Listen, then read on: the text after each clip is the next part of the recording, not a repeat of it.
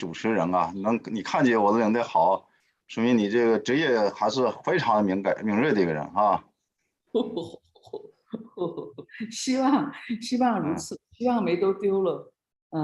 对。时间现在已经是几点了？现在还有6分钟，还有6分钟。6分钟哈。正式的还有6分钟。欧洲人做事都不着急的，都不着急的。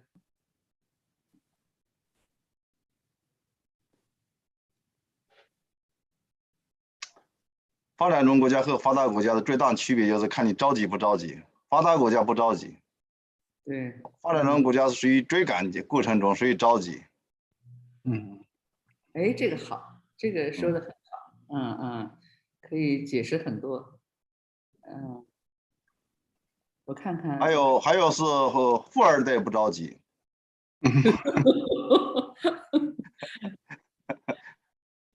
阁下们的孩子们肯定都是不着急的，是吧？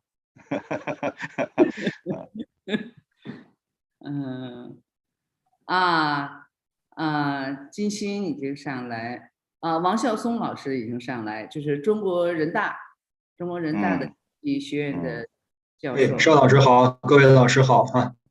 王老师好，王老师，昨天你把强飞当成我了是吧？昨天。是一上来我那个就因为就喊邵老师嘛，邵老师组织的，后来结果是那个男老师上来啊，然后才知道是他在调试是吧？他在测试，但是也怎么着？奇缘也上来了，奇缘也上来了，对，那个谁，那个 Martin 也上来了，就是冯所长，就是我们的对方合作合作方的院长、所长，他已经上来了。你和他2个人做这个主旨发言哈。对，听你安排啊。复旦大学的罗长远教授也上来了，罗老师好他们可能没有打开话筒。冯老师，邵老师好，冯老师好。罗老师，罗老师好。这个今天的会议恰逢上海解封啊，这值得庆祝一下。对，昨天也是跟这个齐渊兄在上海的一个会议上对，昨天见到大家。大家好，刚才不知道怎么跳出去了。对，他已经出来了，他已经。Good morning. How are you this morning? Afternoon, actually, in Beijing. Yes. Okay, I'll try to do something with the light. Okay. It's complicated. No. 齐源，你去办公室是吧？齐源不是在家里是吧？在办公室。这和上次是一个背景，好像是吧？是一个背景啊，上次也在办公室。为什么你在那个在院里面那个线路那么好啊？就好像上次一点都没有出现问题，没有打磕。对，我用的是自己的信号，不能用院网。那难怪呢。我今天在家里就没事了，在院里有2次，有一次复旦大学的会也没参加得了，也是因为这个原因。院网不支持。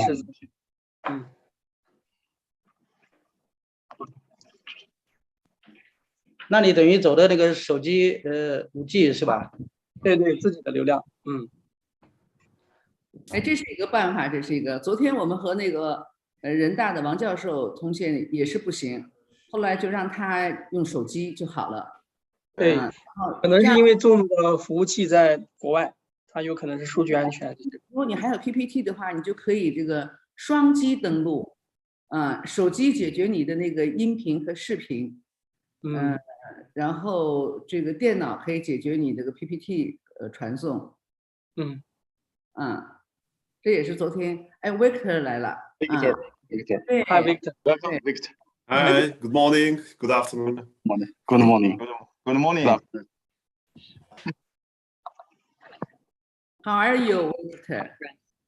I'm fine. Do you speak Chinese language? 我会说中文。老师不太好。说的很好啊，说的。我们这里现在我没有机会练习，所以忘了。都可以中文的，对，你的老师严学通老师好吧？我的老师在这个大学是张丽华，所以我现在我没有中文的老师，那个时候我也没有，但是我应该学习国际关系。这家讲中文的，他是我的老师我开始学习中文，所以对，差不多可以用，但是不太好。清华读的博士，这个灯打开了是吧？对，我这是在清华读的博士呀。严学通老师的学生。他刚才说他是张丽华吗？张丽华。张丽华。你不能以为清华就一个严学通啊？我就觉得，我就觉对得清华就只有一个严学通，我真的一直这么认为，真的这么认为。我这人是史志清吗？史志清。最近的不认识。不认识。好了，哎，冯总，3点钟了，我正式开始吧。OK。对。Good morning and good afternoon, my dear friend from Hungary, China, and other European countries. We are so glad to hold a very important conference titled "The Impact of China's Dual Circulation Strategy on Europe" on this special moment.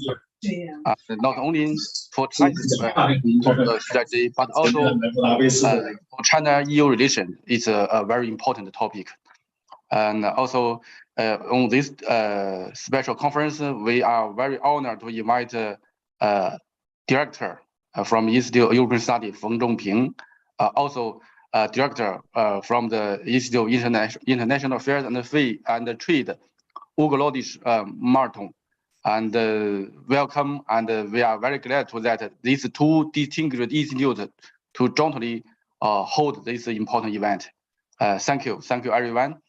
And before that, I would like to invite two important speakers to give us a keynote speech. One is from China for Professor Zhongping Feng, and the other is from the Hungary, the Institute of International Affairs and Trade, Marton Ugolodish. And firstly, please, I would like to invite the director from Hungary, Institute of Foreign Affairs and Trade, Marton Ugolodish. Dear director, please take your floor. Thank you, Professor Lee. It's a great pleasure to be here, and I do apologize for the background noise, as I just realized that I have a later speaking engagement today and I will have to travel there. So it's an unusual setting this morning. So a few trams might be coming in the way. But it's a great pleasure to be in this conference, and we are honored to work together with the China-CEE Center and also with the Chinese Academy of Social Sciences on these affairs. A keynote speech, as they say, has to be short and to the point, so let me make a few remarks to kick the conference off. First of all, we have seen that EU-China relations have been going through very difficult times ever since the comprehensive agreement on investment has been agreed by both parties a few years ago. But as we do see, due to the war in Ukraine and also due to the changes in the world economy and also in great power rivalry, how the European Union can relate to China has changed significantly in the last couple of years. Having said that, we do think that there is a need for cooperation between the EU and China, also as EU member states and China as well. And recognizing China as it is in the EU global strategy, I think there is still an ample room for cooperation, and we should use all these opportunities to bring our countries more closely together. Having China as a systemic rival from the point of view of the European Union sounds good, but it's also problematic for two reasons. First of all, EU member states are far from being united on what China means for the EU and whether it is a rival or not. If you look at the EU-China trade, We do see that it has been growing significantly in the last couple of years. China has replaced the United States as the most important trading partner in many EU member states, including Germany. And therefore, it is really hard to reconcile the political talk and propaganda, if you wish, and the economic reality on the other hand. However, due to the changing nature of the European foreign policy, we do sense that the conflictual nature of our relationship is becoming more and more stronger. And we have to stop for a minute and assess that whether this is really in the European Union's interest to treat China as a rival, or we should rather go back to treat China as a partner in the long run. I think this will be an ongoing debate in the future of the EU and also in the upcoming few years. And I do hope that we will have a debate on that, which is not emotional, but rational, and allows us to utilize on all the existing relationship we have, and also to have a better and deeper understanding of each other. And for that reason, the event we're having today is, I think, a great opportunity, because we can go much deeper than you could go in any newspaper. And for that reason, we very much value the cooperation of all of our Chinese partners who can help us understand that how we can manage these very turbulent times ahead. Also, we do think that we need increased cooperation to overcome existing misunderstandings, and also to promote that kind of scientific and academic discussion that can resolve the issues that we are facing. I think on the side of the Institute for Foreign Affairs and Trade, we are ready to play our part in this. For that reason, we are delighted to co-host this conference today. And we're also very happy that many of our partners from other EU member states have accepted our invitation, because we believe that the diversity of views in this matter is crucial, so that our Chinese partners could also deeper understand that what divides the European countries on the EU-China relationship, and also what unites us, and what are our common interests, and what might be those red lines where we have to be aware of each other's sensibilities, and also that how we can navigate these. I think it's a great opportunity that the China-CEE Institute is based in Budapest. Unfortunately, due to the pandemic, we were very limited of what we could achieve together. But thanks to the leadership of Madame Xiao Winhong, we had a great opportunity to engage each other also in person, even during those times where travel to and from China was impossible. We do hope that China will be able to manage the pandemic very effectively, and we will be able to resume visiting each other in the near future. And as the numbers are going down also in Shanghai, I think these are encouraging signs that will enable us to meet once again in person. And I think if there's one bilateral and multilateral relationship where the added value of the personal meeting is truly important, that is with China. And we can hardly wait to see you again in person. But until then, we very much value the cooperation we have with the China-CEE Institute, and it's great that we have them here so we could have the conversation going in the meantime. Talking a bit about the original topic of the conference, we do see that the dual circulation strategy of China is a great opportunity, and it also gained even more importance as the nature of globalization and the future of globalization is changing. I think it is really interesting to see that how the global West has started to flex its economic muscles when it started to sanction Russia. And it was also very interesting that how decisive measures were taken, like the exclusion of several Russian banks from the SWIFT transfer system, and also those sanctions and possibly secondary sanctions that have been applied vis-a-vis Russia in the past 3 months as the result of the war in Ukraine. We do understand that our Chinese partners are watching and listening very carefully that how these sanctions work and what kind of impacts they might have on China. And we do sense that today it is Russia, but tomorrow it can be another country as well.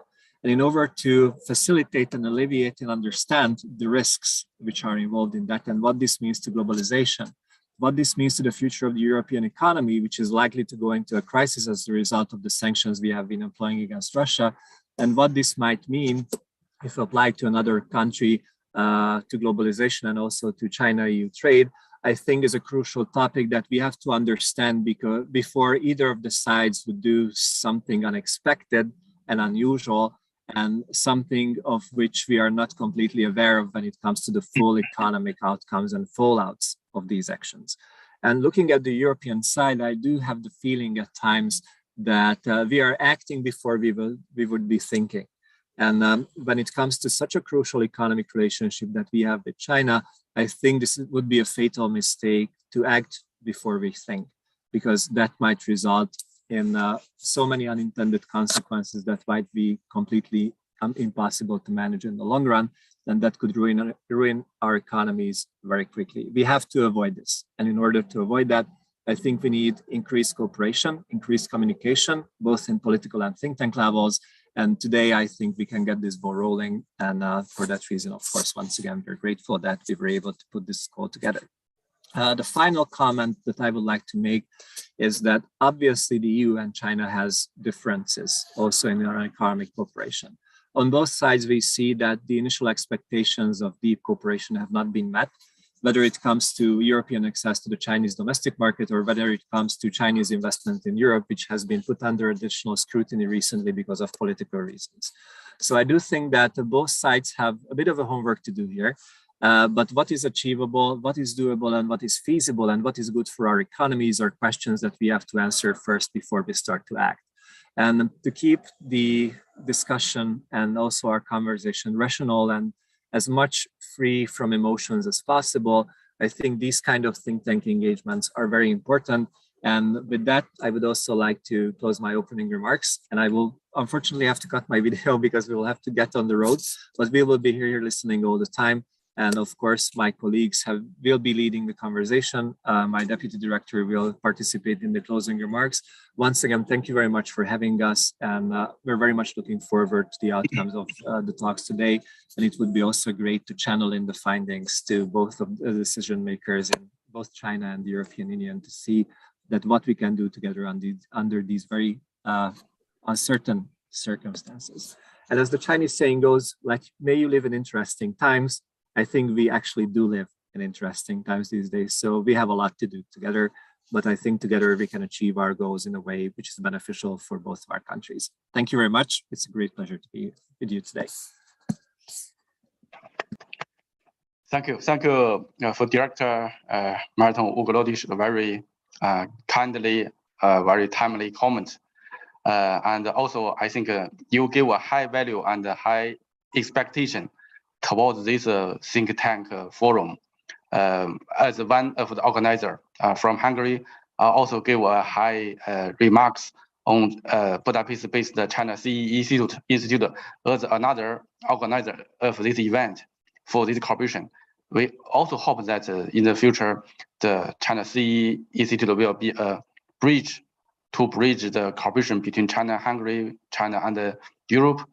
Also, I hear your very insightful comment on China-EU trade, China-EU relations, or other important things on sections on the Ukraine crisis and other. I think it's also very timely and very, very have much common with each other between China and Hungary on this issue, on this regard. So I hope just based on our very concrete cooperation between China-CEE Institute and Hungary Institute for International Affairs and Trade, this forum will be successful to discuss something, to interaction with each other, with both think tanks to find the new solutions, new the thinking minding to promote the good cooperation, closer cooperation with each other. Thank you, Martin. Thank you again, Director.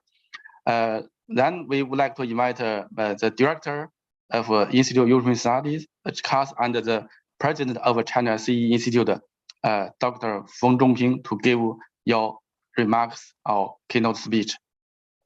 Please. Okay. Thank you so much, Zhou Kui. I want to say hello to all the participants, to our Hungary colleagues, European colleagues, and our Chinese colleagues for participating today's seminar. It's always a great pleasure to work with the Hungary Institute for Foreign Affairs and Trade. As the director has just mentioned, we have a lot of good reasons to sit down, to talk, think before act, to have more deep reflections about the situation. then we can make some appropriate approaches, decisions. Today's topic, Liu Zhukui has just mentioned, is very important. For our European think tanks friends to understand Chinese economic strategy, or maybe someone could say this is a new strategy, economic strategy. What does this mean for Europe, for the world? So I think it's an important topic. China and European Union are two of the three biggest economy in the world. United States, Europe, European Union, China are the three biggest economies. So we need to understand better about each other's approach, political approach, economic approach, trade policies. I'm not an economist, but I, like the director Martin, I will take this opportunity to say a few words about China-European relations. Before I'm going to China-European relations, I would also start by explain, what I say, the Ukraine crisis, and what is the impact of this already 3 months long. I suddenly realized tomorrow it will be 100 days. So today is 99 days of this Ukraine-Russia conflict, almost 100 days of what this is going to have. The impact is probably it's very clear, but we still don't know when it will end, how, and the impact is huge. But it probably will be more serious than we think today. My own assessment, this conflict is going to last for quite a long time, because either Russia, either Moscow or Ukraine, let me put it in this way, Ukraine, behind the Ukraine, Europeans, Americans, are supplying weapons, military, economic aid, support. So either side is willing to accept the feeling of the conflict. At the same time, either side can easily win the war. Russia made a serious mistake at the very beginning. It thought it could have a quick war, 2 days, 3 days, because in 2008, we saw the 5 days George war. So maximum is a week, probably. This has proved to be a totally, raw calculation. So this means that the conflict will not end in a short period of time. China and many European countries want Russia and Ukraine to end the conflict through negotiations as soon as possible. I followed French President Macron's telephone call, new Chancellor of Germany's telephone call with Russia counterpart. They made 80 minutes, more than an hour telephone discussion. The French, German message is very clear. They want to, say the quick solution, quick end of this war. But as I have just argued, both Ukraine and Russia is ready to make compromise now. It's different from at the very beginning. You know, they have already had a 5 round of negotiations. The last one was in Turkey. This is no longer an option at the moment, you know, both sides. The increasing hostility between Moscow and the West will split Europe again. I'm afraid, you know, people are talking about the eye curtain. It's different from the Cold War we saw 30 years ago, but similar split. It sounds like it's going back, come back. Bring the Europe back to the Cold War time. The confrontation between Russia and the West on the new Cold War in Europe will have a significant impact, not just in Europe, but also in the whole world. The multilateralism and the global governance are facing serious challenges, to put in a mild way. Economic globalization will be seriously affected too. Dr. Kissinger, former US Secretary of State, recently in a speech at Davos, which a lot of people have noticed already, warned that the continuation of the Ukraine conflict will be catastrophic. He urged that Russia and Ukraine to use the 2-month window opportunity to cease the war. It's interesting, he said that the two sides have only got 2 months. In 2 months' time, he said the two sides must to conclude the conflict. Europe is a very important partner for China, as we are going to talk this afternoon or this morning.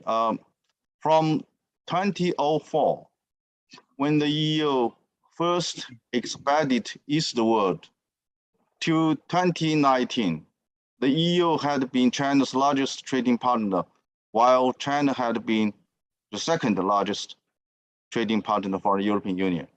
So we have 19 years continuously as each other's biggest trade power.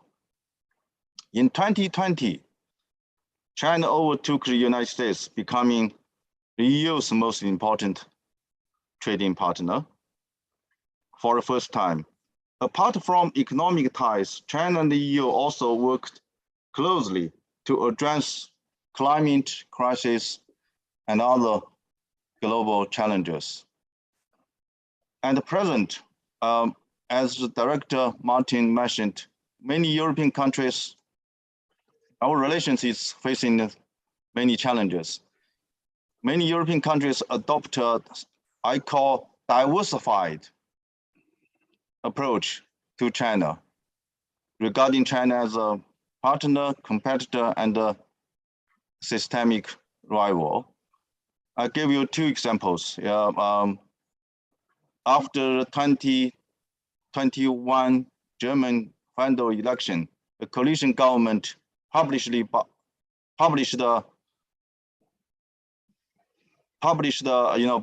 bi-social coalition agreement published by Social Democrats, Greece, and Free Democrats that Germany was to develop our relations with China in the dimensions of partnership, shaping competition, and system rivalry.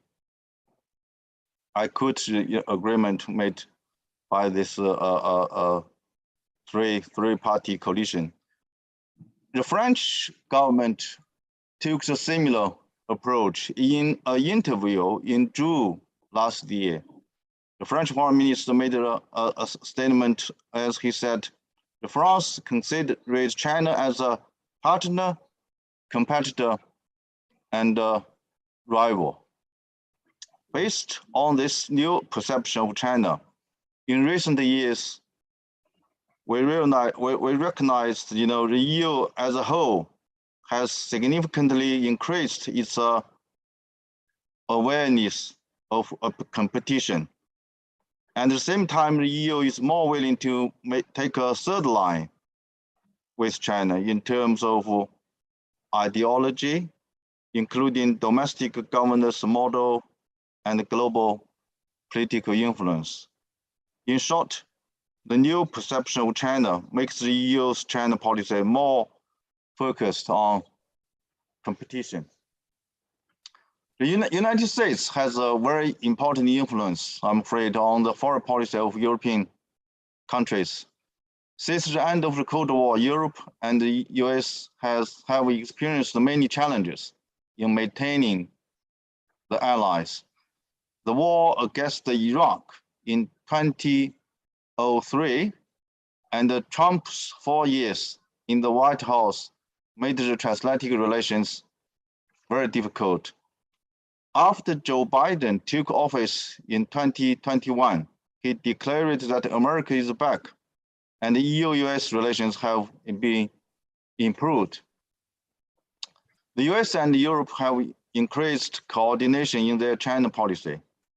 The two sides have strengthened the high-level dialogue mechanism related to China and established US-EU Trade and Technology Council, so-called TTC, aimed at targeting China. Since the outbreak of Russia-Ukraine conflicts, the negative views about China have increased in Europe. In April, the European Parliament held a discussion on China-European relations. One could clearly say I could even say anti-China sentiment.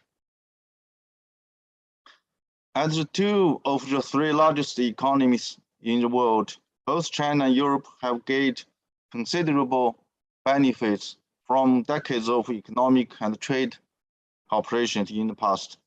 The next few years, I think, will be extremely crucial to the world landscape, especially to relations among the major powers. China and the EU need to adapt to the new situation of increasing competitiveness in their relations and also exploit a new pragmatic, rational relationship model. The two sides should actively think cooperation on green development and the digital economy. At the same time, they also have responsibility to strengthen exchanges and cooperation to prevent the reappearance of a confrontational pattern between the world's major powers. Let me try to highlight my argument. I think it's against this background. I think China-Hungary relations is becoming more important. The EU has a growing desire to become an independent global player, which will free it from dependence on other powers. Currently, the EU is undergoing two major transformations. The first is economic transformation, which includes both the green and digital transformations. And the second, also being carried out by the EU, is a diplomatic transformation. China supports the EU to become an independent player in the world. During Donald Trump's 4-year period, the conflicts between Europe and the United States in global governance and other aspects were prominent. What the Trump administration did internationally, including withdrawing from the Paris Climate Agreement, the Iran nuclear agreement, and other international agreements, runs counter to the principles and positions that European adherence to. It has become increasingly difficult for Europe to continue to rely on the United States. China's mainstream view of China is that European countries and the EU are its important partner. There are important opportunities for cooperation with each other. As China's economic growth remains strong and the Chinese market continues to expand, China and Europe have great potential for cooperation. For both China and EU, the next most important thing is to find ways to prepare a suitable atmosphere and environment to break the current deadlock and return the approval process of the Comprehensive Agreement on Investment, CAI, to normal track. My short conclusion is that a stable China-EU relations is in the interest of both China and Europe. China and Hungary needs continuously to seek common interests and expand China-European cooperation. By working together, China and Hungary could play a role of pioneer for EU's relations with China. I stop here. Okay, thank you, Chair. Thank you for President, Director, Dr. Feng Zhongping, to give us a very thoughtful, insightful keynote speech. And I sincerely think that these comments and analysis are very constructive. He just make analysis that at different levels, from the conflicts itself, China-EU relations, China-Hungary relations, also the relation between great powers, including USA, EU, and China. And for some judgment, I'm really harvest a lot, something like the conflict itself will surely become a long-lasting conflict between two sides, Russia and Ukraine. Also, these conflicts has dramatically influenced the relations between China and EU. Also, the trilateral relation between USA, EU, and China. Also, these conflicts has imposed some negative, especially the nature of competitiveness between China and the EU. Also, we can see among the China, EU, and the US, we can see more and more competitiveness nature of these important great powers. But anyway, Professor Feng gave his forward-looking analysis that in the future, we should have a constructive, positive interaction with each other between China, EU, between China and Hungary, because they are very important to promote a very stable, well-governed world in the future. Thank you for Professor Feng's very constructive comments. Next, I just got the information from the organizer. Please kindly open your video or elevator to take a picture together for this forum. Thank you for your support. Everyone, every participant.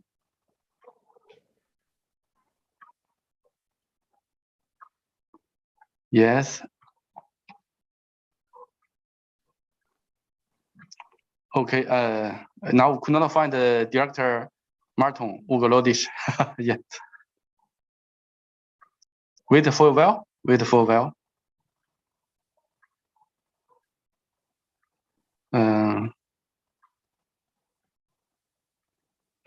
Director Martin, are you? I think he thought he's doing something else. Yeah. Okay. Let's just take pictures together. Please show your smile to the screen. Okay. Okay. Thank you. Then we will step the next section on the panel 1 discussion. On this panel discussion, we are very honored to invite 4 top or very distinguished researchers from China, Europe, Hungary, especially Hungary and Brussels. Brussels. They are all very well known on that research on trade, investment, and also another important economic topics. So on this 1 hour discussions, we have 4 panelists. So you can calculate your time based on your topic. Then we have 15 minutes Q&A interaction, Q&A sections. So firstly, we would like to invite Alicia Garcia Herrero,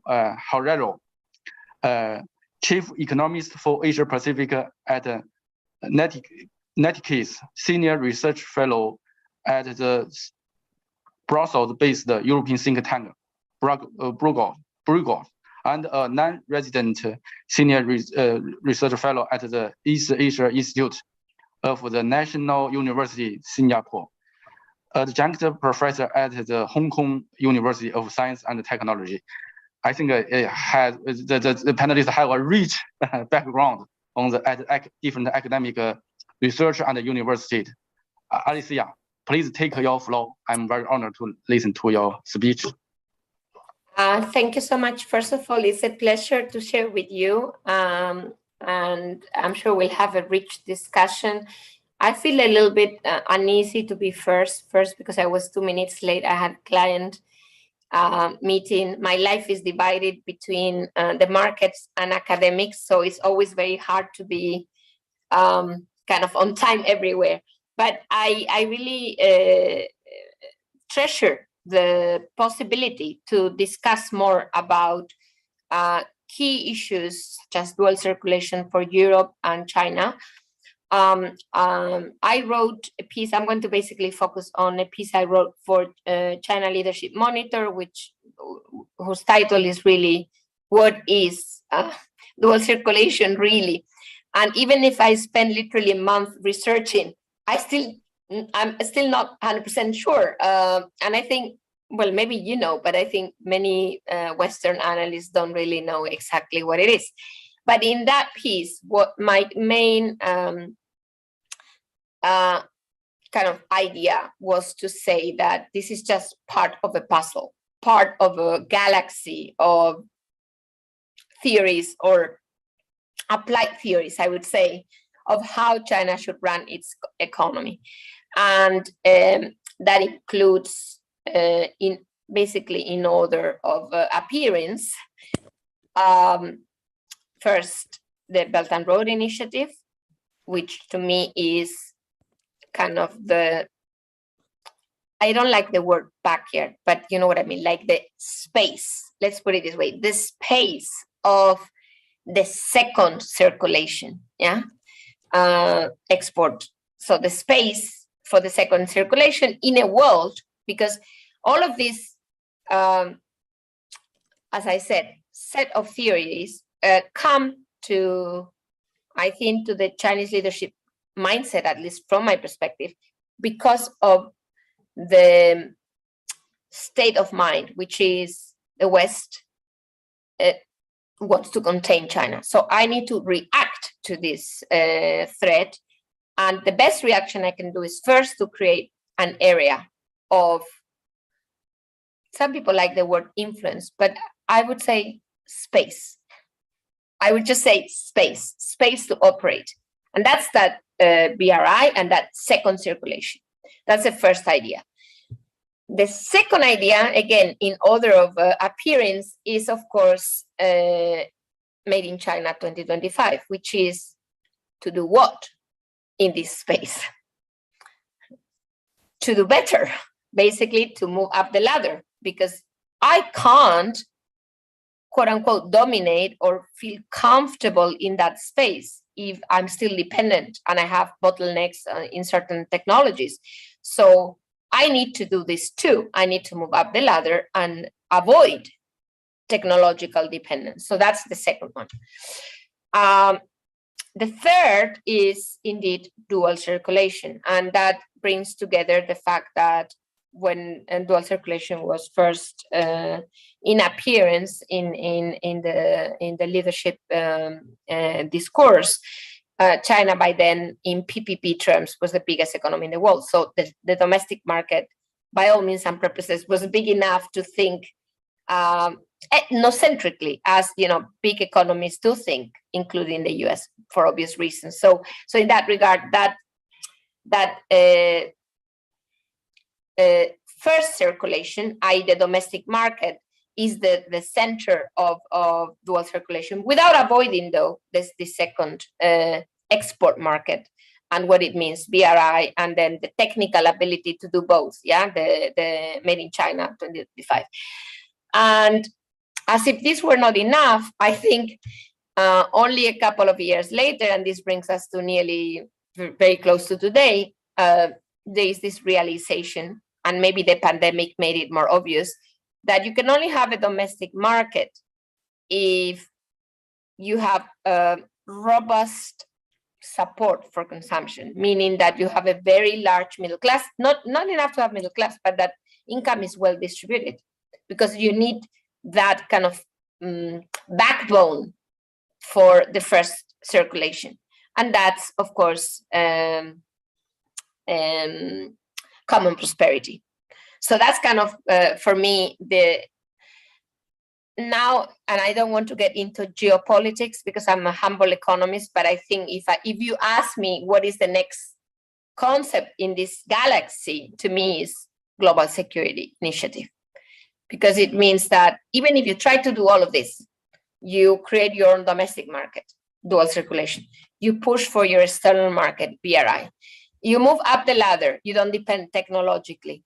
Great. You distribute income better. All great. But if you don't have security, you still are under threat. So, I think that's kind of the next concept to me that comes in the light of all of these concepts, and for which dual circulation is very important. But I don't think it's the only concept. I think it needs to be read as part of a constellation of ideas. And that's all I wanted to say. I hope it helps.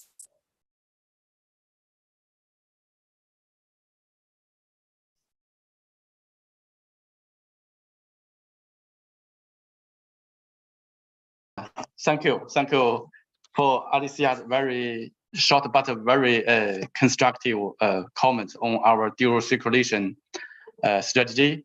Often I try to understand your logic on the first circulation, domestic market, and the second circulation. I mean the world market.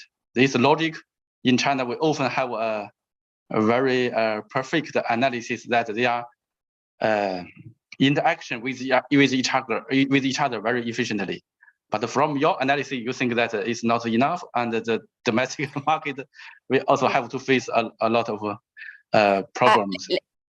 Let me clarify, since I know I was brief. First of all, because I don't want to bore the listeners with my comments, so I prefer to be brief and come back. But I didn't mean to say that, just to clarify, first of all, when you look at Chinese inflation today, you can see that the domestic market and the external market are not so interrelated as you may think. Export price inflation is nearly 4 times, if not more, actually 5 times CPI. In no country in the world you see that. It's not, I mean, we have to realize that there's also export breaks. I mean, it's not such a interrelated, and I think that also helps understand the concept of dual circulation for we Europeans, because we don't think this way. But I think part of the reason is that the pricing is different. The pricing is different. And for a long time, it was the opposite. Export prices were below CPI in China for a long time. This has changed. So I just wanted to clarify. I know I finished, but I will be happy to go back to the point of how Europeans see this, because I didn't cover that point for the benefit of having a long discussion, I mean, having others speak, but I can come back to that later. Okay. Thank you for Professor Alicia. Very timely comment for this issue. We hope that later we have enough time to promote the interaction with each other, and we will hope that there are more questions for your comments. Thank you, Alicia. Thank you. And next, we would like to invite my colleague, also the executive president of China-CEE Institute. Now he is also the deputy director of the Institute of European Study class, Dr. Chen Xin, to give his comment. And his topic is strategy adjustment of the EU trade policy and the impact for China's economy. Dr. Chen, please take your floor. Thank you, Professor Liu, and good afternoon, dear colleagues in Europe. Good morning, dear colleagues in Europe, and good afternoon, dear colleagues in China. It is my great honor to participate in this seminar, and it is also a very good opportunity to see the old friends here again. For example, hello, Alicia. I think our first meeting maybe some 10 years ago in Beijing Kempinski Hotel. So it's a long time. And it shows that how long you had been doing research on China studies, especially on Chinese economy. It is very good to have the same panel with you, and also with the other colleagues. For example, Professor Xu. He is also the deputy director of the World Economy and the Politics of the CAS. My talk today, I'm thinking about I'm not the expert on the China's economy. And I think in this panel, we have the Chinese scholars, they will present how it's about dual circulation. My start point is try to make a background research on how the dual circulation could formulated, or why this concept had been raised in the recent time. As Alicia had already mentioned, that export is one of the strong engine of the Chinese economy. That means that the world market is very important for China. And also in the opening remarks of Professor Feng, also the Mr. Oglushti, they also mentioned that Europe is one of the China's biggest trading partner. So for a long time, the biggest trading partner, and in the recent 2 years becomes the second one. The ASEAN countries took the first place. So anyhow, it means how important Europe or the EU market it is for China, and how important such kind of cooperation with Europe is important also for China. So my talk would be divided into 2 parts. The first is being on the strategic adjustments of EU, and the second part is on what is the implications for the Chinese or on the Chinese economy. As we know that at the EU side, real strategic adjustments had been already taken place. It maybe take a little bit longer if we're back to see in the 2017, in the January 31, when at that time the Council, European Council, President of European Council, Donald Tusk, had sent a letter to 27 leaders of EU, and it declares that, or it has been warned that there were 3 external threats at the time, as the Tusk thinks: United States, Russia, and China. So it means at that time when the Young Committee or Young Commission, they call themselves political commission, and then in present commission, von der Leyen Commission, they call themselves geopolitical commission.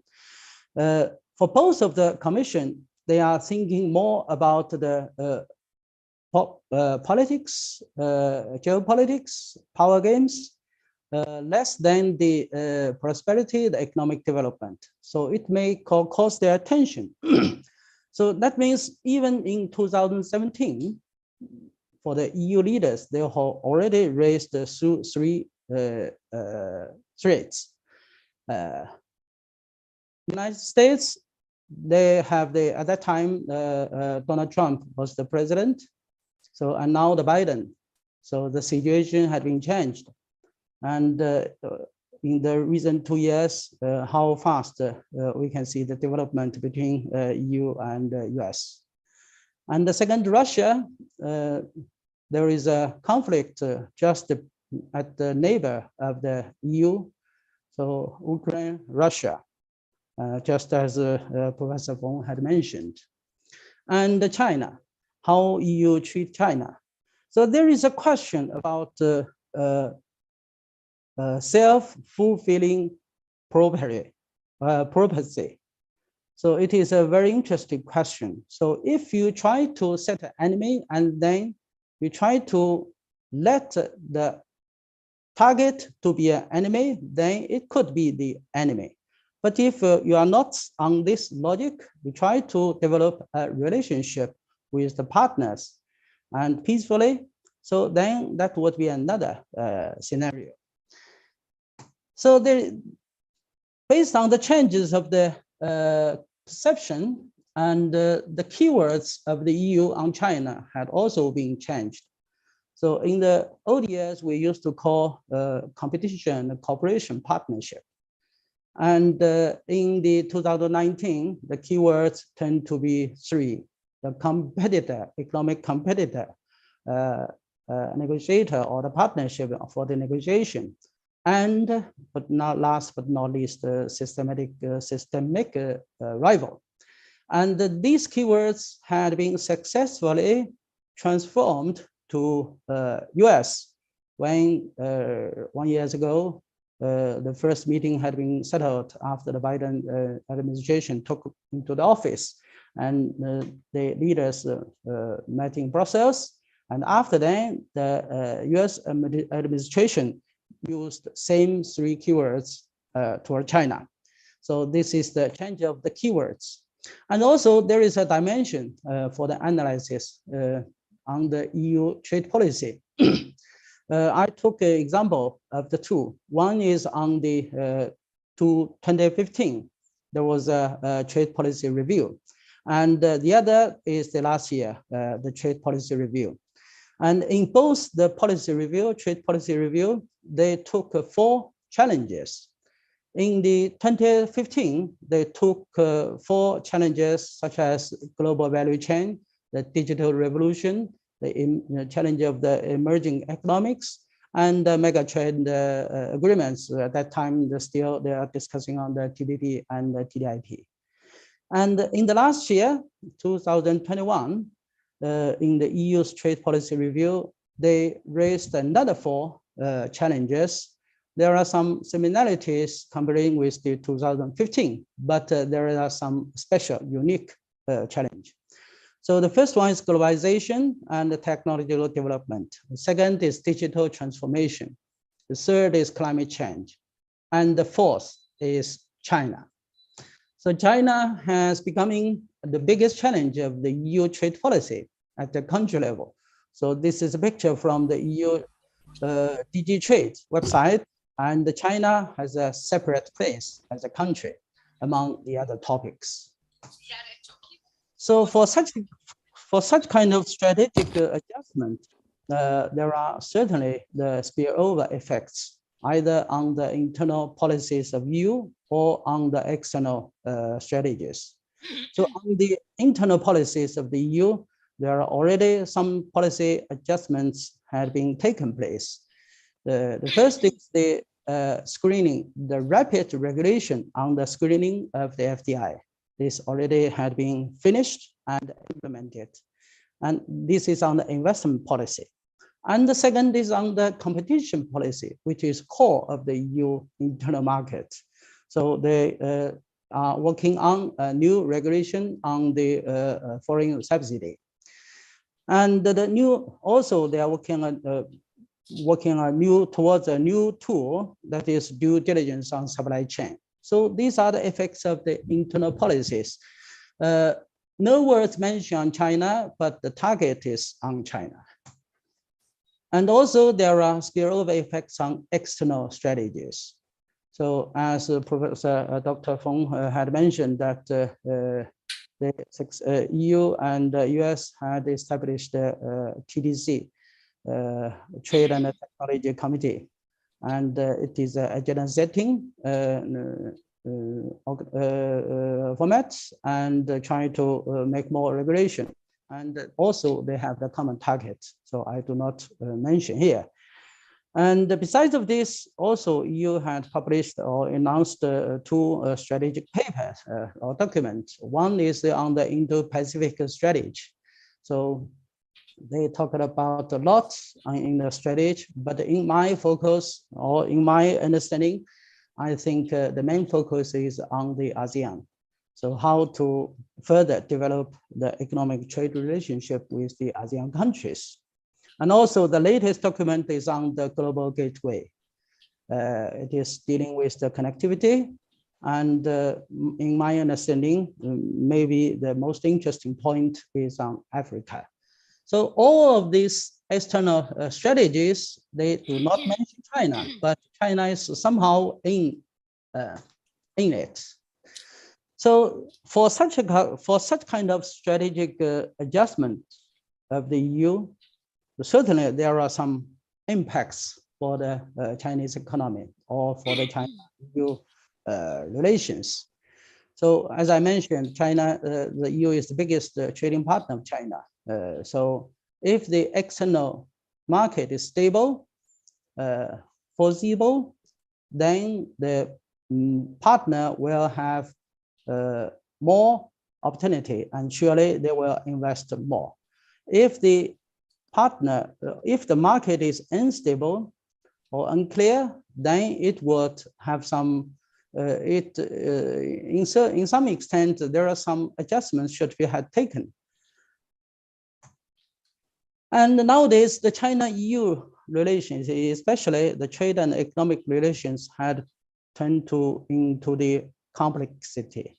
So in the early days, more than 50 years ago, we only had the simple trade relations. But nowadays, the global value chain, the global supply chain had been deeply embedded in the bilateral relations and also have the impact beyond. And at the same time, the dimensions from trade to multi-dimensions. Now we have the investments, we have the financial corporations, we have the science and technology corporations. So we have more dimensions, multi-dimensions in such kind of relationship. And also it is far beyond from the bilateral to the multilateral. So we have the WTO platform and well, we have the other cooperation platform in the world. So it is turned to the bilateral to multilateral. And in this complexity, it is not simple to say one policy would have impact. It will have spillover impacts and it will have the connections with each other among different policies and even among different partners. So for Chinese policy response, first and the most important is consistently on reform and opening up policy. And this is the core point of our latest 40 years development. And I think China will continuously go on this road and reform and opening up. The second is we still promote the globalization because we think for the globalization, it is a very good tool for stability and peaceful development. And also it is a very useful path for the prosperity of the different partners in the cooperation. And at the same time, we also implement some regional initiatives like the RCEP, RCEP, and also preparing for the CPTPP. And from the Chinese side, our policy toward the EU is not changed. We're still working on the 4 partnerships. So, and we think it is the common ground, and also it is peaceful, process and towards the prosperity for the both sides. And the challenges and opportunities, I think both sides we have and we need to explore. For the EU side, you have the next generation EU, which means massive investment and also the dual transformation for the green and digital. And for the China, we have the dual circulation policy. We not only explore the world market, external market, but also we would like to enhance our internal market as the Chinese economic, the size of the Chinese economy, and also the huge potential for the further development. And between China and the EU, we had established 2 new partnerships, green and digital, and the counterparts are working on these 2 fields. And last but not least, the question of the CAI, Comprehensive Agreement on Investment. So it is a very interesting issue. It is an economic issue, but now it tends to the political decision.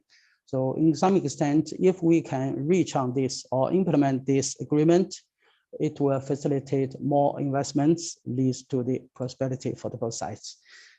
Maybe I talked too long, and I'm looking forward for the further discussion. Thank you very much for the patience. Thank you. Thank you for the Dr. Chen, President Chen, for his very comprehensive analysis. I think he gave a very successful summary of the EU trade and investment instrument in the past towards the world and especially towards China. On his analysis, he thinks that there are 3 instruments which has been used or been built, namely the modification of anti-dumping regulation in trade policy, the legislation on FDI screen in investment policy, also the legislation proposal on foreign subsidy in competition policy. These are very important change for the trade, investment, or other policies. He also mentioned 2 important new instruments on due diligence of supply chain and anti-coercion are on the way. At the same time, EU announced its strategic papers on Indo-Pacific framework, global gateway, and the strategic compass. So all these are very new, but have a very concrete measures and policy instrument to promote its policy, not only in trade, but also investment and the other policy area. China is one of the top trading partner and active investor of the EU, and China has a wide range of cooperation opportunity around the world. So all this strategic adjustment from the EU has implications for China's economy.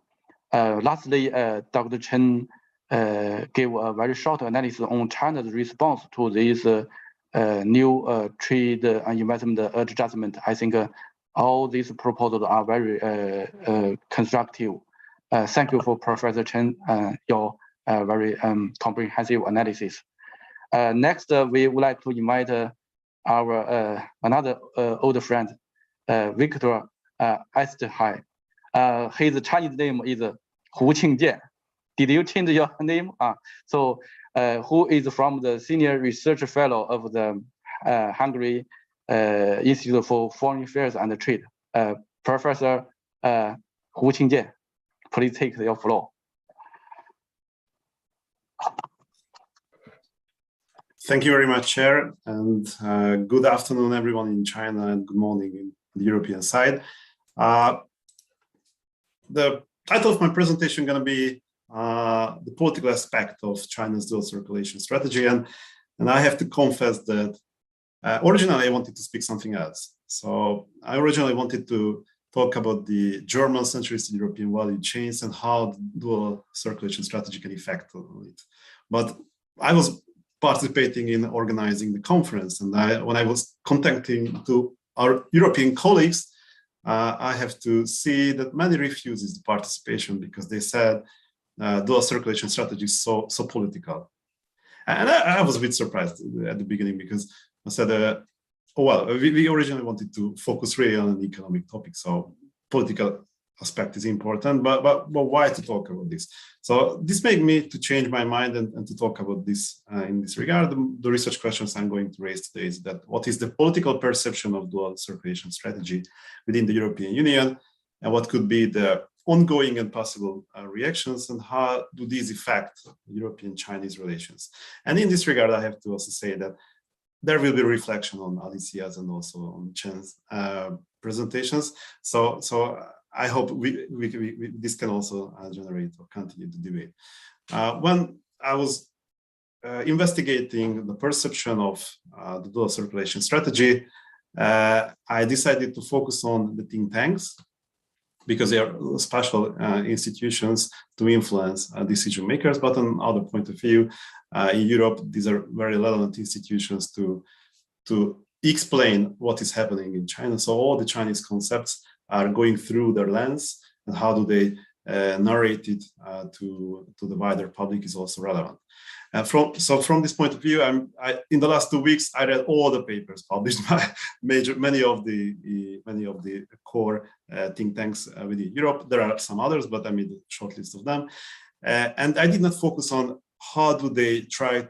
So I did not focus on the definition of dual circulation and how, and I did not also and I did not care too much on what are the challenges and opportunities they identified. But I was really looking for how do they narrating the dual circulation strategy, because this would tell the most to us how it is seen from a political angle, this dual circulation strategy in Europe. So I could find three different types of narrations. First, that the dual circulation strategy, the reason is to decouple from the world. So some of the think tanks argue that it's a protectionist step, and this will cut off China from the globalization. This was, of course, the least influential opinion on dual circulation strategy, but there were two others. One is to reducing dependence in the key technologies and decoupling on its own terms. And the third one is a new approach towards globalization, rising geopolitical fractions. So there was the three major narration of what is happening in China and what is the dual circulation strategy. And if we investigate all these three narrations, I think it goes back to that framework, what we have to discuss today, and that is connectivity. So if you read through these three narrations, somehow all connects to connectivity. And what is connectivity? According to the mainstream approach, they are arguing that under the US hegemony, globalization was an opportunity. Sorry, Victor, are you using your PowerPoint? I didn't see any change of your PowerPoint. Really? Oh my God. Yeah. Oh, yeah. sorry. Yeah.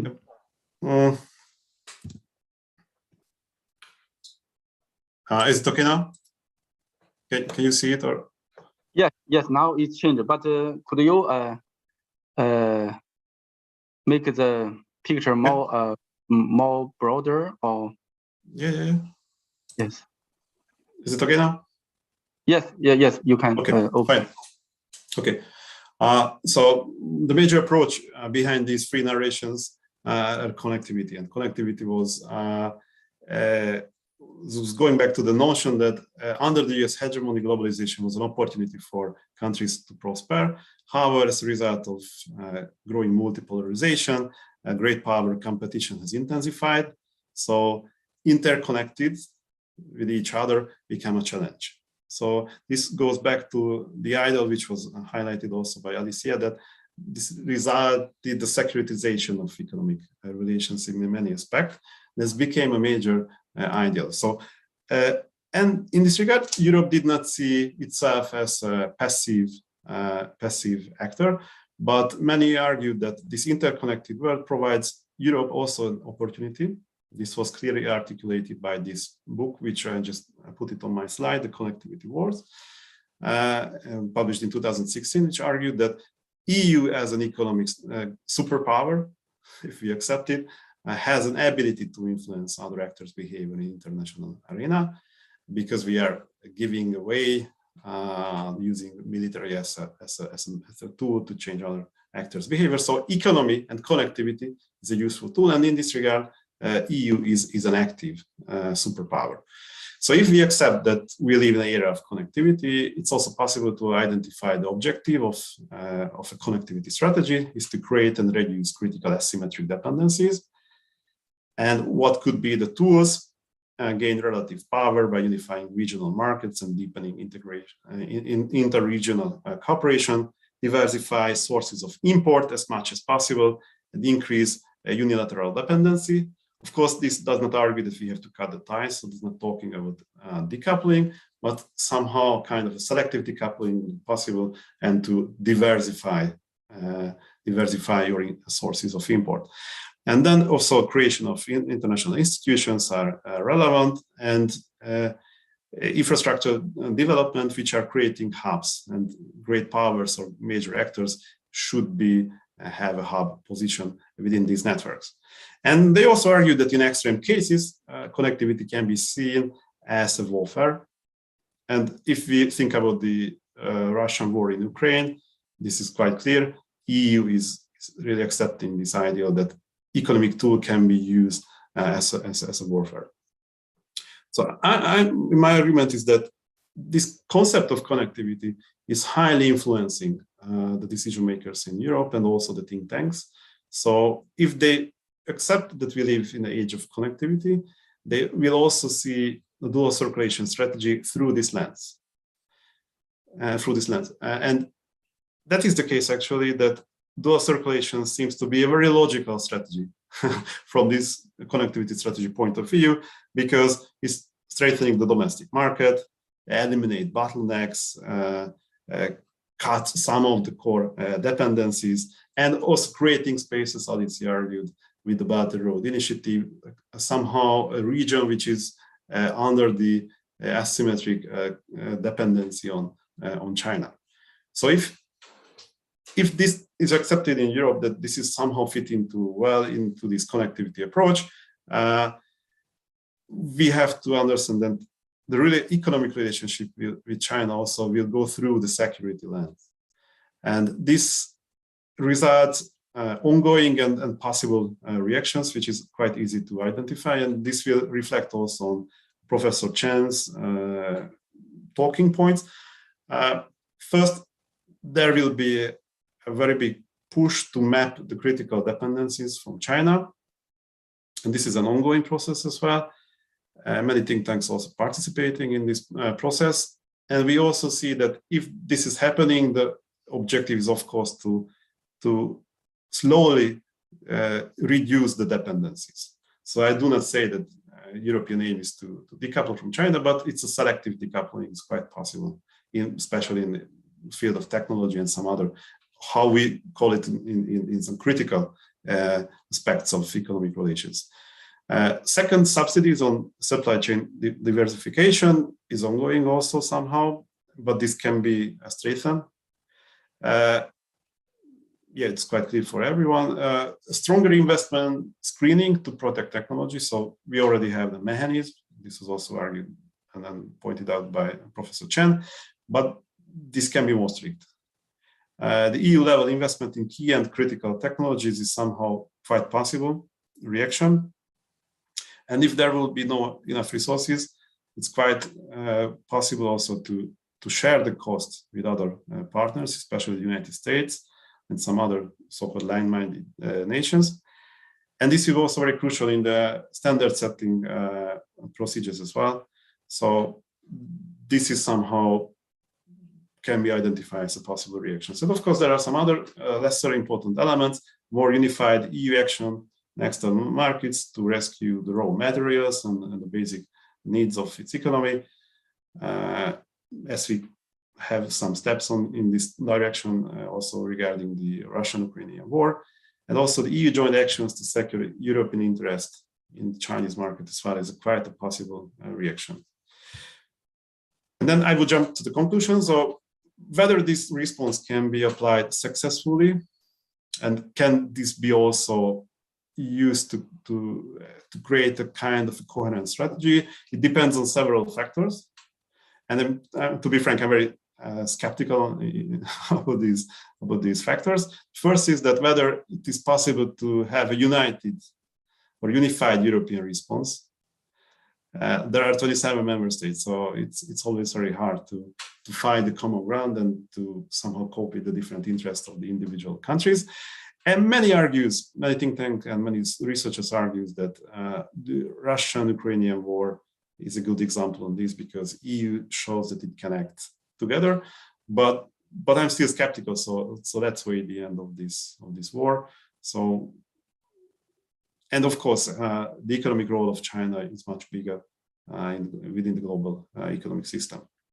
Second, any decoupling as an element of connectivity strategy must have a cost, and that's a problem. So it's easy to talk about, but when you pay the cost, is very problematic. And the other issue is that because these economic connectivities are extremely complex, it's very hard to predict what will be the real cost and what will be the consequences of each step. So it seems easy to have a selective decoupling, but it cannot be so selective due to the complex integration of global economy. Second, if we start to have this kind of selective decoupling introduce a strategy against each other, so this can easily lead to a tit-for-tat situation. And in this regard, it will be extremely hard to define what is the critical dependency. So that's also very, very crucial, that it has the limitations, how we can define a critical dependency. So many also argues that the Russian-Ukrainian war will be a major example in the head of the decision makers of Europe, and also the academia or those researchers who are thinking in this regard. So how can these connectivity used as a weapon, and what could be the consequences? What could be the complex result of this war? And again, here I also have to emphasize that we don't really understand the cost of having this kind of strategy or using this kind of tools as a weapon. So I would say that there is a chance that the major countries will introduce individual dual circulation strategies, but this will have very serious consequences on the global economy, and this will lead to a new phase of globalization, the regionalization of globalization, and this will be something new. We cannot only think the old methods in this regard. So this will create a new period in our history. So thank you very much for your attention, and I'm looking forward to your questions as well. Okay, thank you for Victor. A very interesting analysis. Despite we didn't see very clear about the PowerPoint, because it often stands still for all the time. So, but no problem. We always harvest a lot from your analysis. That this topic is on a narrative analysis. I think it's a very important perspective. You know that we also read a lot of policy papers, think tank research results from the website. I'm also often very confused or frightened by the analysis that the decoupling is coming, the the war and the Cold War is happening, and the competition is very, very comprehensive in every area. So I'm very frightened to these comments from the think tanks in Europe. But now Victor gave a very clear analysis that from the rhetoric or the narrative analysis, we find some key analysis instrument, something like the connectivity, also the technology analysis is very, very useful. But the conclusion is very important, and because this is a very rational analysis that whether the EU could have one voice on some key issues, or you see the unified EU's response towards China, towards some key policy area. Often we hear that you give us a new point that maybe you would take a selective decoupling policy towards China. especially for the technology or the other. So I think all these analysis just based on the rational analysis from your experience is very useful to us. We will looking forward to more and more very concrete analysis from your side. Thank you, Victor. And next, we will invite the last speakers. He's also my class colleague, but he's very young. Also the Deputy Director General of the Institute of World Economics and Politics, Xu Qiyuan. Let's check his topic. He will give us his speech on 3 major changes of foreign companies' strategy in China. Dr. Xu, please take the floor. Thank you, Zhou. I changed my mind after I heard the first 3 panelists, and I want to make just comments, give some replies to Alicia, because we know the dual circulation is the fundamental issue we talk about today. If we want to make clear what kind of impact of this dual circulation strategy, what's its impact on EU countries, we should understand it more accurately and more in a more broad way and accurately. I don't mean that Alicia is wrong. I think you are partly right, and your conclusion is quite popular and representative for the foreigners to understand dual circulation. And I know you well, actually, although it's the first time I meet you on the online meeting. Jianwei, my friends, he mentioned a lot of time for your research and appreciates for your many papers and columns. Actually, I'm also visited Bruegel in 2013, but we have no time overlaps. It's a pity. We can communicate later for a lot. And here I want to make it clear for dual circulation, because I have write in Chinese for a long paper, and it's quite popular in Chinese. The readers are like tens of thousands people. Actually, first of all, as an economist, I don't like such kind of word, dual circulation. It's not a term of in economic textbook. We cannot find it. It's quite complicated. As you have mentioned, it's puzzle. It's a puzzling for many people, even in China. But for the politician, for the government, they like such kind of term because it's kind of basket. You can put many kinds of thoughts into this basket. And what kind of basket it is? I think it's at least including the supply side consideration and also demand side, and even income distribution in these 3 dimensions. To understand clear, we should go back to 2015 and 16. At that time, supply side reforms are very popular in China. Actually, China and the Western countries, we draw completely different lessons from the financial crisis in 2008. You know, China have make a great decision to carry out 4 trillion yuan stimulus in 2009.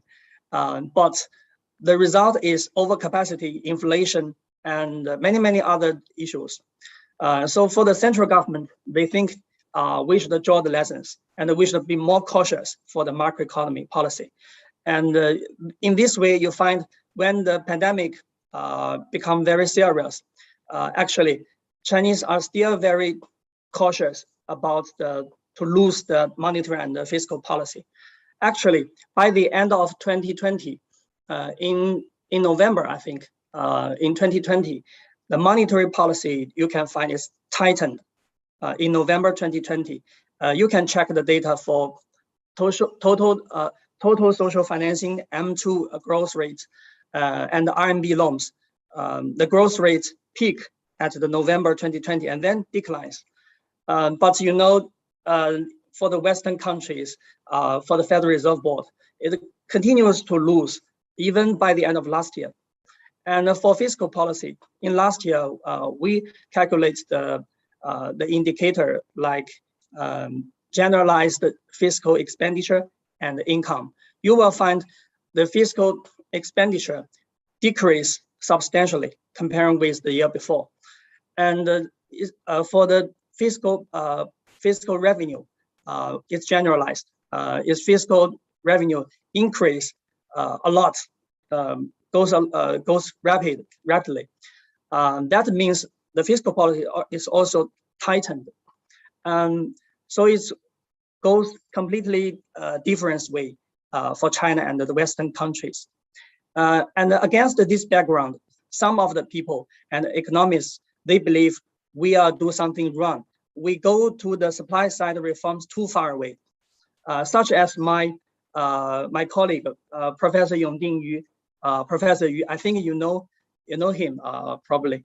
And also for some of the ministries like NDRC, they think we should make something different. We should not, if we just emphasize on the supply side, it's not right. We should also emphasize on the supply side. We should make some policies to lose or to stimulate the demand side. But again, in the year of 2018 and 19, it's politically incorrect to emphasize expand the demand. And what is political right is only to emphasize supply side reforms. So by the end of 2019, NDRC, when they talk about, the annual, every year, by the end of every year, we will talk about to make a document, very important. It is Central Government Economic Work Conference. In this conference, NDRC, the boss, the governor of the NDRC, they raise such kind of slogan that we should make the domestic market more strong and more large. Actually, it's another kind to express we should stimulate the demand, although it seems not exactly the same, but they want to emphasize the domestic demand is very important to China's economy, not the external. And that's why it's the first time such kind of idea was carried out, was announced. And then in 2020, when we got heavily shocked by the pandemic, China has make some revision on the policy framework. Before the pandemic, it's only supply side reforms. After the pandemic, we call dual circulation. From my understanding, the dual circulation actually is a kind of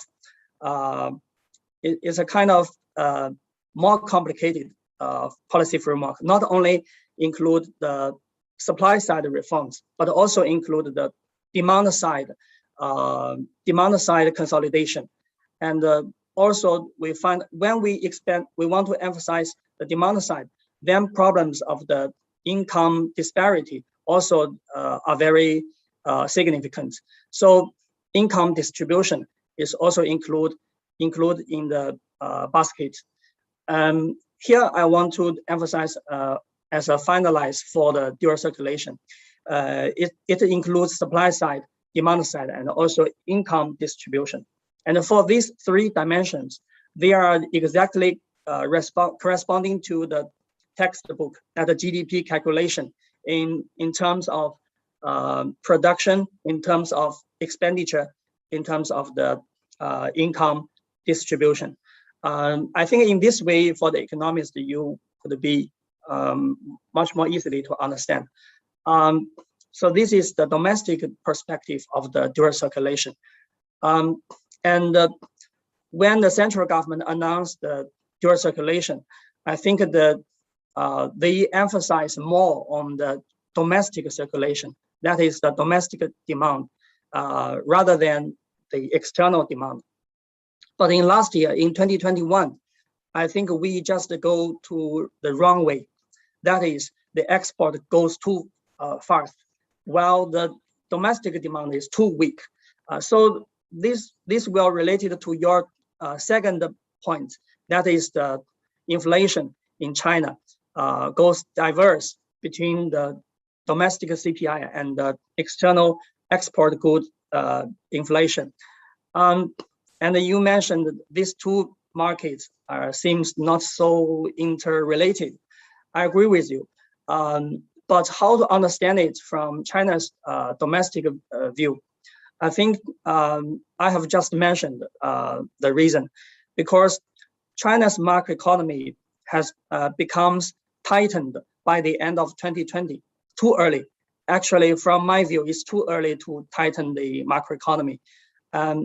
While in the global markets, the American and the European countries, and including Japan, the major economies, they operate relatively expanded fiscal and monetary policy, and this is the reason why the inflation in China and other countries are so different.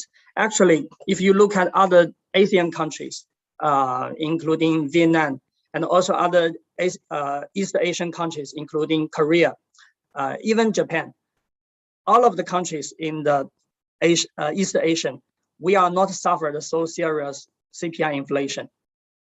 This is quite different from EU countries and America, because all of these East Asian countries, their macroeconomy policy in last 2 years are relatively cautious, are not so expanded. But I think it's not a good way for China, because we are saving, we get more savings, and what our savings becomes the trade supplies to other countries. And now inflation, we got a lot of mountains of papers, foreign exchange rates, and it could be depreciated in the next following years. And in China, actually, some of the price index are also gold inflation, like a PPI. PPI are also recorded a 2-digit inflation in last year and in the beginning of this year. But because the residents, the household, they have a very bad, relatively bad expectation for their income and employment. So the household expenditure are relatively weak. So it's very difficult for PPI inflation to pass to the CPI. I think it's temporarily. It's also a kind of business cycle. So it's a short-term explanation. Okay, I think it is the time. Thank you.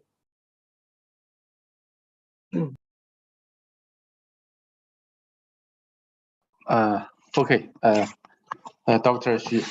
Firstly, I would like to ask Alicia, would you like to give some feedback or comments on Dr. Xu's comments on your comment?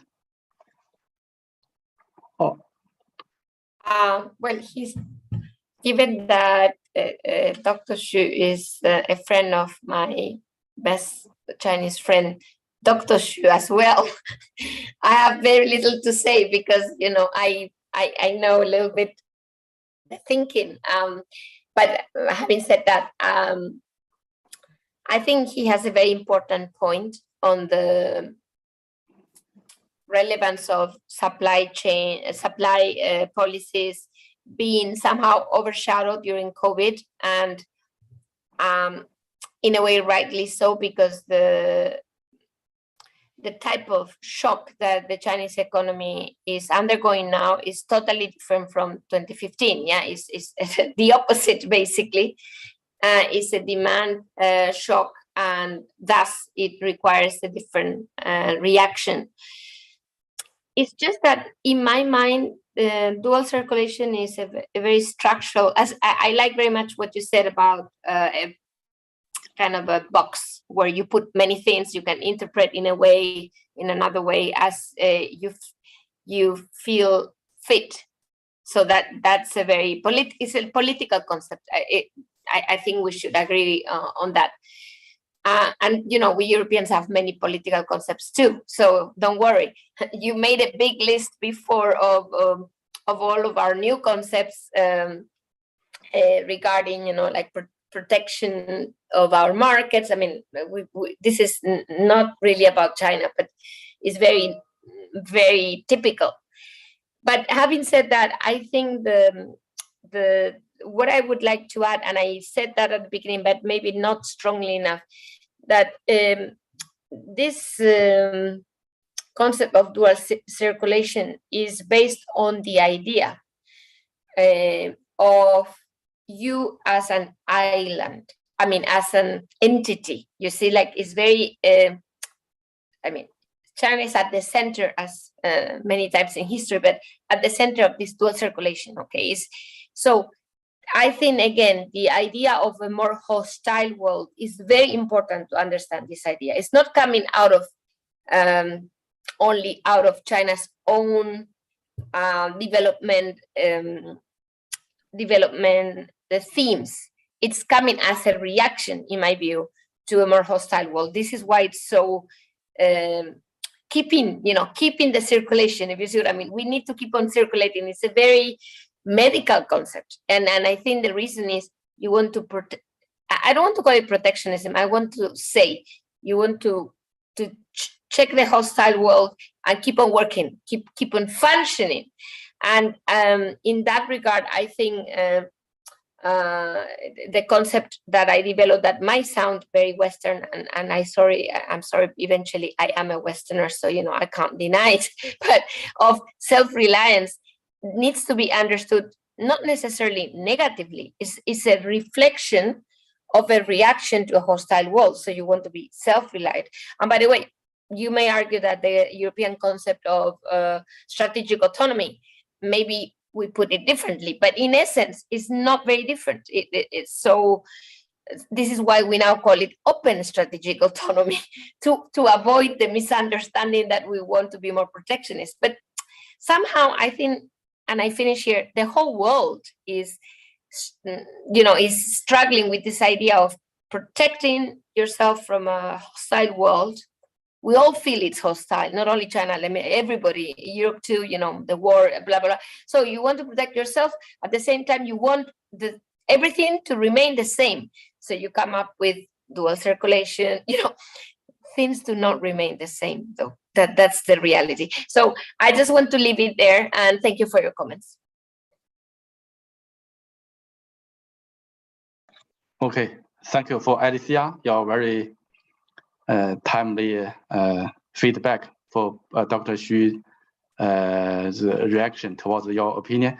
I would like to say, Dr. Xu, do you want to give further feedback, further comments, or we can restart another round of discussion on different topic? So okay, I want to again give some respond to Alicia. You have just mentioned China's dual circulation strategy is one to react to the hostile world and protect itself. I think many of the people, observers, not only of foreigners, but also in China, they understand in this way. But I join in a lot of discussion for the in policy circles. I think for the mainstream thinking are not in this way. Actually, for dual circulation, the stance of dual circulation is one of the key points is that we want to open more to the global market and integrated more to the global market. In March, I have communicated with the Russian economists in an online meeting. I asked the Russian economists that whether they have some experience for Chinese, because relatively Russia are quite successful to make a kind of closed economy or domestic circulation. They have their own network, internet network, and their own a kind of information system, which is the substitution of SWIFT and so on. But even the Russian economists, they told us it's impossible to be isolated and as an island. Even after the war, for the Russia, it's important for them to cut off the trade relation with EU countries. I think it is also a kind of consensus for the government officials in China that we could not be a kind of an island to isolate it from other economies. It's impossible for China. And since the year of 2018, China and the U.S. Trade tension, China and the U.S. trade war was broke out at that time. Actually, you can find the financial opening, the pace of financial opening up is accelerate. I think you can feel it because Alicia worked in a financial company based in Hong Kong. You can feel significantly that the China market much more efforts was made in last 3 or 4 years. Since I have also published a book about financial opening up for China, you can find that even after the trade war, China has been very even more active and proactive to open up, to make open up. And now China is also applied to join in CPTPP and DEPA and many other treatments, including the RCEP has launched since the beginning of this year. Actually, for China, during the trade war between China and the US, China is relatively weak, kind of weak power comparing with US. So what is better for China's and even for he as a major participant for the 5 years plan, he doesn't know 2025 until US and the EU they criticize on 2025. Then I remember very clear in 2015 or 18, Professor Yu told me, he asked me a question, what is 2025? I told him, I don't know. I want to to identify with some of my colleagues. Since then, we have no such kind of plan. But when China and the US, the relations got nervous, then some of the people, some of the group in China, they will argue that 2025 is extremely important for China because the external environment is not so friendly, no longer as before. So it's kind of expectation self-fulfilling. It's a pity, really a great. So I'm also I think it's better for both sides. It's not double win, double lose. I think we need a good timing and a good event, a good excuse to relaunch a kind of better relationship between China and the EU and China and other countries. I think China and the EU's relation are completely different, fundamentally different from the relation between EU and Russia, because we have no fundamental conflict in security or other issues. We have more in more fields to cooperate. Okay, I stop here. Maybe too many minutes. Okay, very good interaction with each other. Now we almost use out of the time. We have only 1 minute, so I can open to one participant to issue one question to the panelist. Then we will have to go to the next panel discussion. Everybody, every participant, do you have any question for our panelists?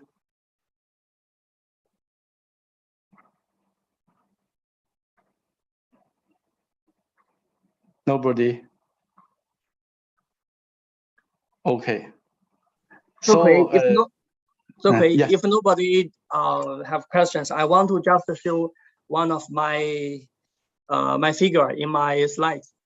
I think it's also good to understand, maybe helpful to understand the dual circulation. Maybe just a few minutes.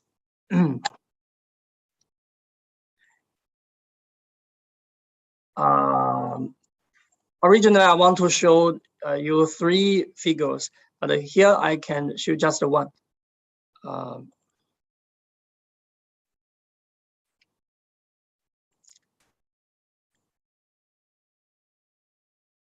I suppose you can see the figure. These 2 lines show us the foreign companies in China. Their business model changes remarkably in last 1 or 2 decades. In 2006, the foreign companies, their export sales are 7 times as much as their domestic sales. So it's quite different. And in the year of 2016, for the foreign companies, the exports and the domestic sell to the global market and the sell to the domestic market is becomes equal, almost equal to each other. And then in the year before, in 20, the foreign companies sell in Chinese domestic market. It amounted to 1.4 trillion US dollar, which is much more than the foreign companies' export sales. It is around 60% for the domestic sales of their whole business in China. That means a lot. First, that means the foreign companies in China, what's important to more important to the foreign companies in China is domestic sales, domestic business, not export sales.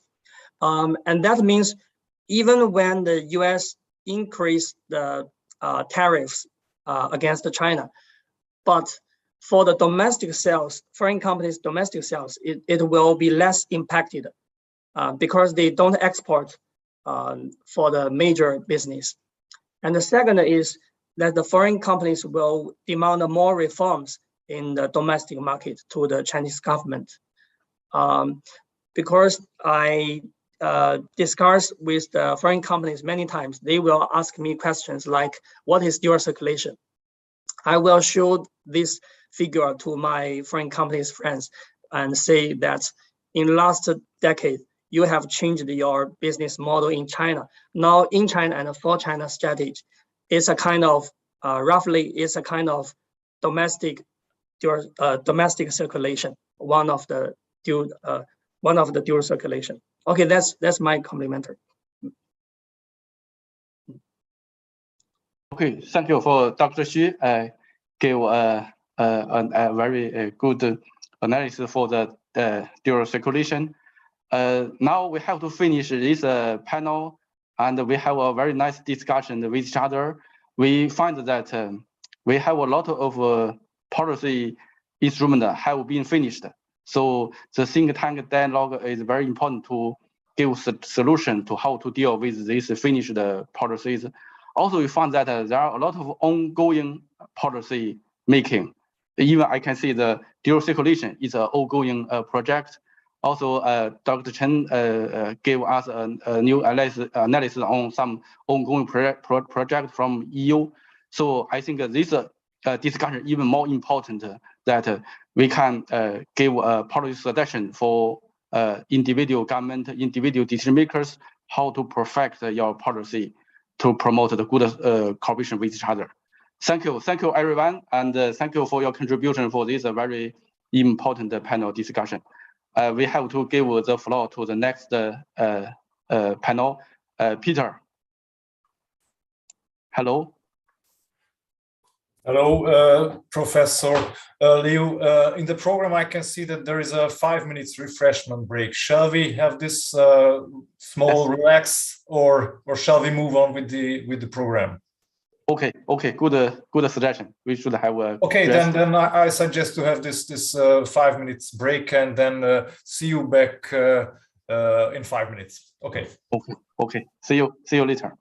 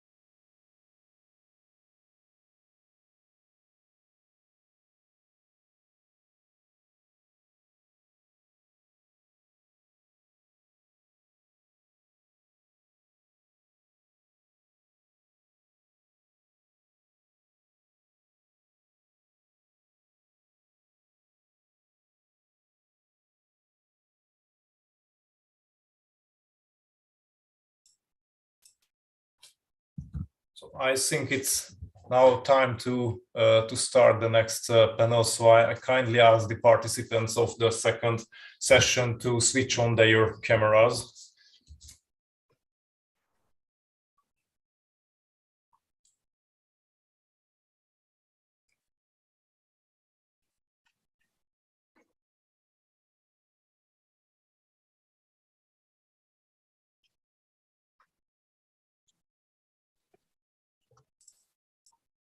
So I hope everyone had a good relax and is ready for the next section of today's event. My name is Peter Gorecki. I work as a senior analyst at the Institute for Foreign Affairs and Trade. And I think in the first session, we were listening to some really interesting presentations and we had a good discussion. And I'm sure that the second panel will also provide a lot of interesting points regarding the topic, which is practically the same as the topic of the first session. So we are going to analyze China's dual circulation strategy and its implications on Europe. The agenda of this second panel is similar to the first one, so our panelists will have roughly 15 minutes each, and then we will have a short Q&A session. So let me introduce the speakers of this panel. First, Mr. Chengyuan Luo, who is a professor at Fudan University. Ms. François Nicolas, Senior Research Fellow at and the Director of French Institute of International Relations Center for Asian Studies. Mr. Xiaosong Wang, who is a professor at Renmin University. And last but not least, Mr. Csaba Molditz, Director of Research at the Eurasia Center, John von Neumann University in Hungary. And he's also a non-resident research fellow at China-CEE Institute. So without further delay, I will pass the virtual floor to our speakers. In my agenda, I can see that Mr. Luo is highlighted as the first. So Mr. Luo, please go ahead. Hello, Peter, can you hear me? Yes, loud and clear. Also, you also can see my screen? Yes, absolutely. Okay, thank you, yeah. So many thanks for the invitation. Yeah, I'm very honored to attend the conference. Yeah, the title of my presentation is Export Slowdown and Economic Transformation in China. Yeah, slightly different from what the schedule suggested, but the information I want to express is the same. Yeah. Especially the discussion of the first panel is very helpful for you to understand what I want to say. Yeah. So my presentation includes the following parts: research question, motivation, and literature, some very preliminary empirical evidence, and conclusion and policy implications. So the what we concern is how export slowdown affect Chinese economy. Regarding the motivation, you can find that since the global financial crisis, since 2008, actually export in China has declined. And the same for economic growth. Yeah. You know that for a long period of time, Chinese economy quite depends on the export. So you can find that export growth rate and economic growth rates are highly positively correlated. So the export slowdown actually has dragged down the economic growth rate. Another issue is about the trade protection. Since 2008, actually trade protection toward China has become seriously. When Donald Trump took the office, the situation became worse. But even after Joe Biden took the office, the situation does not get better. Yeah. And then another issue is the pandemic, yeah, which also, yeah, produces great negative impact on international trade. So China is also negatively affected. And also geopolitical tension is also a problem. Yeah, on the one hand, yeah, Russia-Ukraine war is still going on. Yeah, on the other hand, yeah, the competition between US and China actually becomes fiercer. Yeah, so all these things, yeah, produce great impact on China's export. Yeah, also produce negative impact on external demand. So from this figure, you can find that the trend of export dependence ratio in China. Yeah, in 2008, the ratio is about 33%. After that, this ratio actually has declined all the way. And in 2020, this ratio is about 19%. So in other words, yeah, China does not rely on, I mean, the extra demand as much as before. Or we can say, yeah, domestic market or domestic demand, yeah, becomes much more important.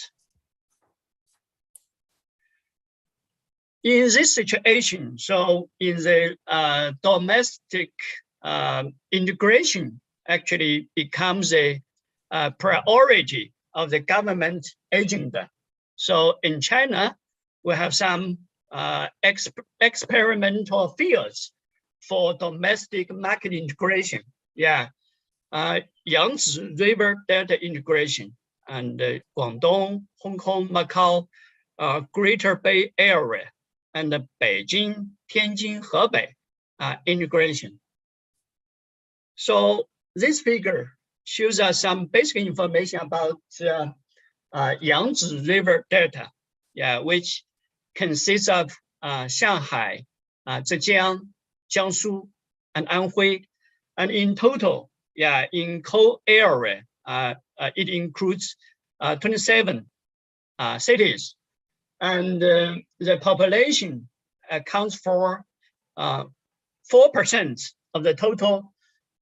In size, yeah, Yangtze River Delta, yeah, accounts for 4% of the total area of China, and the population accounts for 15% of the total Chinese population, and the economy accounts for 1/4 of the GDP of China, and with respect to trade, yeah, it accounts for 37% of total trade of China. And in terms of foreign direct investment, yeah, it accounts for almost 40%. And the GHM, Great Bay Area, this figure shows us the location and some other basic information. Yeah, it has over 70 million population in this area, and the economy, yeah, is over 1 trillion RMB. Yeah, and in north, yeah, just as I said, we have Beijing, Tianjin, Hebei integration, and in inland, we also have some experimental fields for market integration. For example, yeah, we have a eco-marine, yeah, between Chengdu and Chongqing. Yeah, all of them are experimental fields for market integration. So this figure shows us the the situation of domestic integration. Yeah, so you can find that for the whole country, domestic market disintegration has been reduced. Yeah, the same applies to Yangtze River Delta and applies to Beijing, Tianjin, Hebei. So in some, markets, domestic market, has become more integrated than ever before. So our research, is related to the literature about the impact of economic slowdown or export slowdown. Most of the papers concern the impact on labor market, especially employment effect and wage effect. So due to limited time, here I won't explain the literature in detail. So compared to existing literature, our work has some marginal contribution. We concern how economic slowdown affects people's mental health, how economic slowdown affects entrepreneurship in China, and how economic slowdown and how export slowdown affects domestic market integration. So with respect to the first topic, our co-author paper will be published on an economic journal in China, China Economic Quarterly. We rely on the data provided of CFPS, China Family Panel Studies, and this is an empirical equation. The explained variable is a individual mental health, and the key explainer variable is a economic growth of a province or a city where an individual is located. So from this table, you can find some some baseline estimation results. You can find that mental health and economic growth rates are negatively and significantly correlated. And we use provincial level growth rates, and we also use city level economic growth rate, but the results remain the same. So in this study, we examine the impact of economic slowdown on mental health, and we use export growth rate as the instrumental variable of the economic growth rate. The estimation results show that economic growth has a significant positive impact on mental health, which means economic slowdown has worsened mental health in recent years. Our extended analysis suggests that the negative impact are stronger on rural, middle-aged and elderly and less educated population. And with respect to the second topic, we just finished a working paper about how economic slowdown affects entrepreneurship.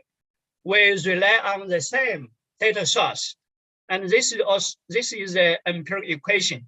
They explain a variable is whether or not a person is self-employed, and the key explainer variable is also the economic growth rate of a person.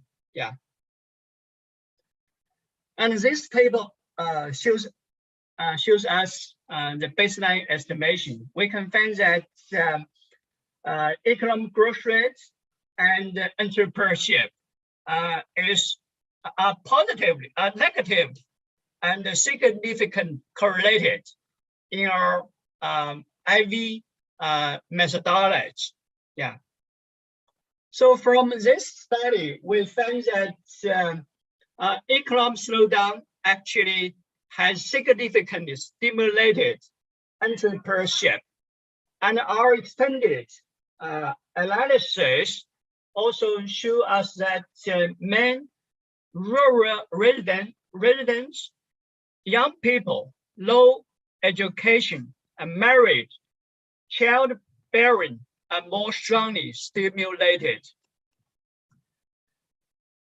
With respect to the last topic, yeah, we concern how economic slowdown affects domestic market integration. Yeah, we also finished a working paper. Yeah, we rely on various issues of China's statistic yearbook between 1999 and 2019. Yeah, regarding the empirical equation, the explained variable is market segmentation in China or market disintegration in China.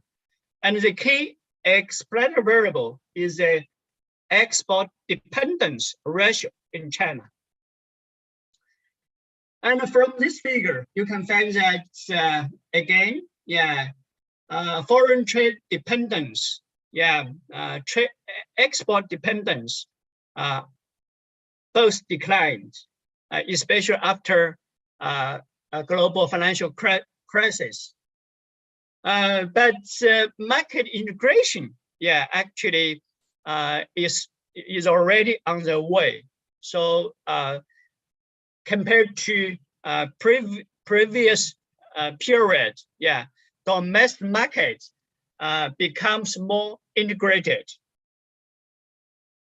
So this table shows us the baseline estimated results. Yeah, export dependence ratio and the domestic market integration, yeah, is insignificantly correlated. But in our extended empirical studies, we find that in coastal areas, yeah, export dependence is positively and significantly correlated with domestic disintegration. So that means for coastal areas, when exports decline, yeah, these provinces are more actively to impact on integration with their neighboring provinces. And we also find that for provinces with a high dependence on processing trade, yeah, when export declined, such provinces are also more actively to impact on integration with their neighboring provinces. And we also find that for provinces with less, state-owned enterprises, yeah, when exports slow down, yeah, such provinces are also more actively to impact on integration with their neighboring provinces. And this table shows us the railway freight, yeah, inside a province and between a province and its neighbors, and between a province and other provinces. We find that when export declined, yeah, intra railway freight has increased. And we also find that when export declined, railway freight between a province and its neighboring provinces also has improved. So from these studies, yeah, we find that export slowdown and the resulting economic decline, yeah, have produced a negative impact on people's mental health. But at the same time, they have also stimulated people's entrepreneurship. What's more important, we find that export slowdown actually has pushed forward the domestic market integration. Yeah. But this actually has some, policy, important policy implications. You know that in early this year, IFAT, has put into effect. And China also has finished negotiation with the European Union about CAI in late December 2020. And China also has decided to join CPTPP in September 2021. So a more integrated domestic market, benefits China itself, but also benefits China's trade partners.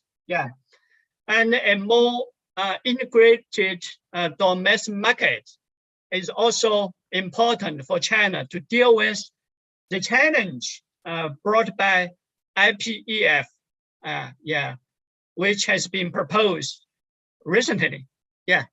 So this is a very brief introduction about what we have done regarding how export slowdown affects economic transformation in China. So thanks for your attention. Thank you, Professor Luo, for sharing all these research findings. And for me, it was very interesting to see that the transformation of the Chinese economy has been so drastic and quick. I mean, the data you presented, so the percentage of export in the Chinese GDP dropped from more than 30% to 18% in, let's say, 15 years. I think we here in the West simply couldn't realize that the transformation of the Chinese economy is happening so quickly. So thank you again. And now let me pass the virtual floor to Ms. Nicola. Thank you. Well, first of all, I would like to thank the organizers for having me participating in this very interesting discussion. I will stick to the topic that was given to me, that is the dual circulation strategy followed by China. So my apologies if I repeat a number of things, a number of points that have been made in the previous session, which unfortunately I couldn't attend, by the way. So excuse me if there are repetitions. Well, my talk will be organized around three major points, or three major parts. I will start by, coming back onto this dual circulation strategy. So I will explain what I understand as the dual circulation strategy. Then I will comment a little bit on that, and precisely focusing on the implications for Europe and European economies. And I will end with some challenges that I see coming in the implementation of the strategy by China. So on the first point, what is this dual circulation strategy all about?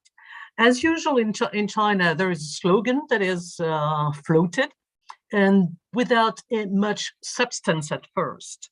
And then over time, we've realized gradually what exactly the authorities have in mind. So it's exactly the same thing with the dual circulation strategy. So what I understand is that according to this new model, China really plans to emphasize both growing exports, which is the international circulation, as well as expanded domestic demand. So the two things at the same time. And this expanded domestic demand is powered by rising consumption. So this is the internal circulation. And the two, the internal and international circulations, are supposed to reinforce each other. So the idea, the way I understand it, is that expanding demand for Chinese products and exports, as well as domestic consumption, would support and strengthen China's growth and China's manufacturing base. So this manufacturing base being the real engine of China's development success. It has been the case in the past, and it will still be the case in the future. The reason why, again, the way I see it, the reason why Chinese authorities launched this strategy is that they perceive that they are faced with very difficult times, turbulent and unpredictable external environment. And the major concern is about China's reliance on other countries for a number of goods, and in particular for critical goods. I will get back to that in a minute. So a number of areas or sectors have been highlighted by Chinese authorities as being of particular concern. And these are in particular high-tech sectors. Well, microchips, for instance, semiconductors, etc., or integrated circuit, more broadly speaking. This is what led, according to my understanding, the Chinese authorities to launch this new strategy. So today, what we have is a three-pronged approach. First of all, the dual circulation strategy aims to shield China from global volatility, and so to pivot to the Chinese economy toward more or higher self-reliance. That's a major objective of this dual circulation. So more autonomy based on internal circulation. This has, again, two facets, the way I see it. First of all, there should be more reliance on the domestic market, but there should also be more reliance on domestic technologies, domestic technological capabilities. So more self-reliance at the end of the day. But incidentally, this is actually nothing really new. This is the continuation of earlier strategies, and in particular the Made in China 2025 strategy that nobody talks about too much today, but it is still in the air. And it was also this willingness to develop or to enhance self-reliance was also very much part and parcel of the 14th five-year plan. So all this is nothing really new. It's just repackaged and presented in a slightly different way. So this is a major objective, to develop this internal circulation, to develop self-reliance, and this goes both through development of the domestic market as well as development of domestic capabilities, technological capabilities.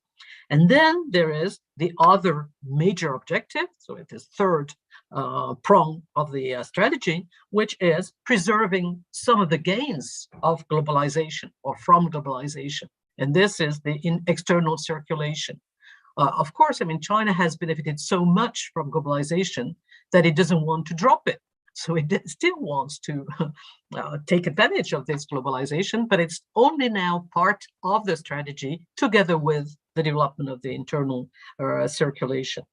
So this is what I understand as this dual circulation strategy. It's a combination of earlier strategies, but it's repackaged in a slightly different way. So a couple of comments about that, in particular about the implications for European economies.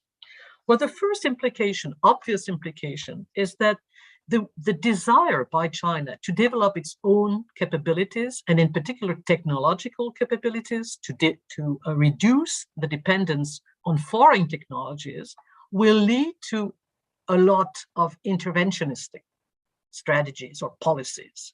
There will be more interventionism to promote domestic technological capabilities. And this is likely to lead first to more competition for European companies in European countries.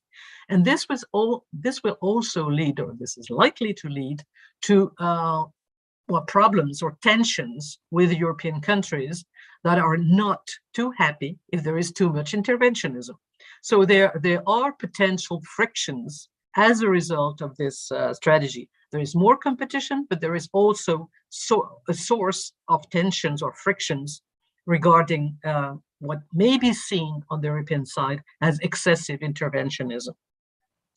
Interestingly, the willingness on the part of China to enhance its self-reliance is actually a concern that is very much present in the rest of the world. And actually what we see in this part of the world, I mean Europe, is to some extent exactly the same thing. There is also a desire to enhance self-reliance, technological self-reliance. So we do see that there will be frictions at the end of the day, because these two strategies will be in competition. So this may be a problem, but to be honest, what China is looking for is exactly what the EU is also looking for at the same time. So of course, I mean, this is a reason or a source of tension and concerns. In this respect, I think that the two parties perhaps overplay this the problem associated with reliance on external technologies. I think that dependence is not really the issue. The real issue and the real source of concern is the instrumentalization of dependence, because dependence is really part and parcel of the international economy. If you trade, well, you are to some extent dependent on your clients or customers or consumers, external consumers, foreign consumers. So dependence is part of the game. But the problem is when this dependence is instrumentalized or weaponized, this is really where the problem is. And the result of this situation is that we have some political considerations clashing with economic considerations. And today there is a very heavy politicization of the economy. And so as a result, well, we have more tension that should be perhaps in place, but we do have this problem. We have to acknowledge that there is a problem. The political considerations really trump economic considerations, and this may be at the expense of the economy. We may be trying to be more self-reliant and at the end of the day, less cost efficient. So there is really a problem here. But I don't think that there is much that can be done about that. It's just, an observation that I'm making as an economist. And I just think that it's too bad in some cases that, politics trumps economics. That's really too bad, because at the end of the day, well, we just lose on cost efficiency. Other comments about this dual circulation strategies. Well, another result is also that the technological competition is really the new battleground. And this is a reality that we observe on the ground. And as a result of this, there are rising pressures towards some form of decoupling. And this is the result of pressures coming from China and also pressures coming from the other side, and in particular Europe. I'm not talking about the US, but it would be exactly the same thing.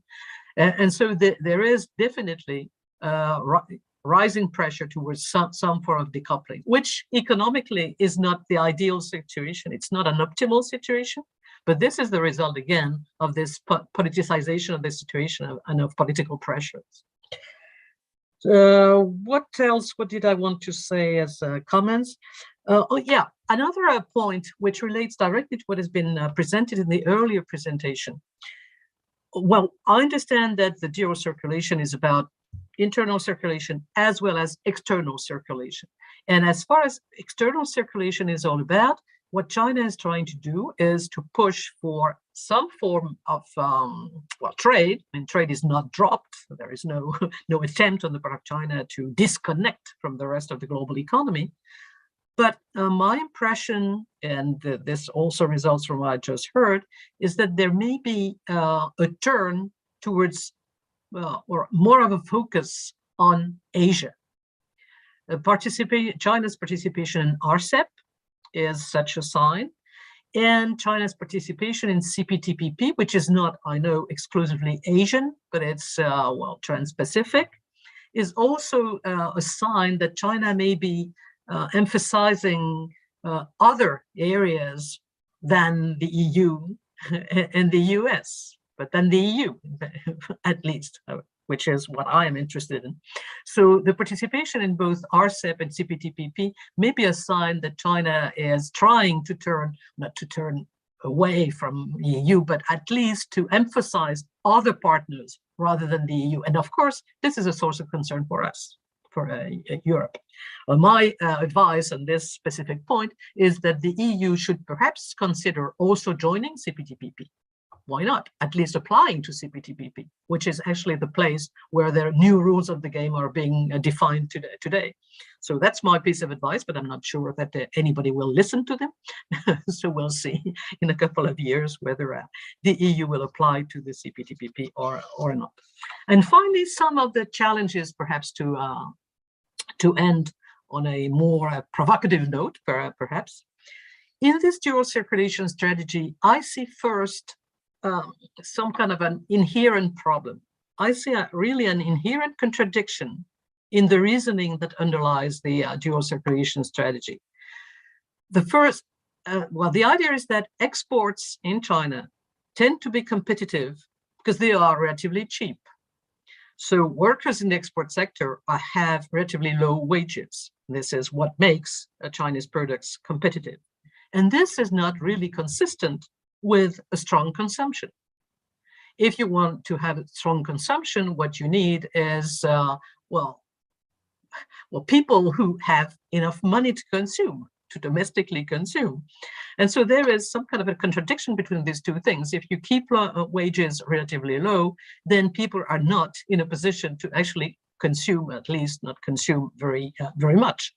So there is this this contradiction, and what we observe in China, and what we've been observing over the past 20 or 30 years, is that there is very low consumption rates, among the lowest in history. And these very low consumption rates are the consequence of Chinese households retaining a very small share of GDP. And so they're badly paid, and so they retain a low share of GDP. And this is in contradiction with expanding the domestic market and expanding domestic consumption. So I really see some kind of a problem here, but perhaps our Chinese friends can explain to me that I'm wrong. Second challenge is today, it's much more related to today's situation. While China is facing a number of both structural and short-term headwinds, including, of course, COVID-19 outbreaks, and including real estate market troubles. So there are a number of problems, economic problems, that have nothing to do with the dual circulation strategy, but which makes the implementation of the dual circulation strategy much more complicated. So I don't know whether it will be possible to maintain this strategy. I see a number of problems kind of hindering the implementation of the strategy. And in particular, due to the pandemic, well, China has to rely much more on its external demand. And this is not, well, this is easier said than done, let's put it that way. And what we see is that in the very last years, China's growth has been supported by exports again. And we don't see, the domestic consumption side of the strategy very much developing. So I see that as a further challenge for the implementation of the dual circulation strategy. On this very last point, again, my piece of advice, and this time to the Chinese authorities rather than to the European authorities, I think that there is really a problem for the development of the domestic market or domestic consumption. What may be needed is a deep reform of the financial sector. And I think that this is something that a number of people have been saying over the past 10 years or so. If you want the domestic market to develop, what you need is a better allocation of capital within the Chinese economy. And so what you need is for people to have more opportunities so that they, in the banking sector, in the financial sector, so that they don't have to save that as much. So a deep reform of the financial sector, I think, would be a very, very useful reform with a number of impacts, and in particular that would definitely help the development or the expansion of domestic consumption. And this is not yet the case. We don't see that yet. So I think that today the conditions are not yet met for the domestic market to fully develop. And I think the financial sector reform would be part of this, of a necessary reform. Okay, well, I guess I will leave it here, and thank you for having me again. Thank you. Thank you, Ms. Nicola. You had several very interesting and valuable remarks I liked very much. And maybe I would only highlight one. You mentioned that not dependence is the main problem, but how countries instrumentalize this this dependence. And I really feel the temptation to raise the question to our panelists. So how do you see the chance that this dependency could be weaponized in the EU-China relationship? But I don't want to interrupt the panel now, so maybe we can get back to this point at the end. So I now give the floor to Mr. Wang. Please go ahead.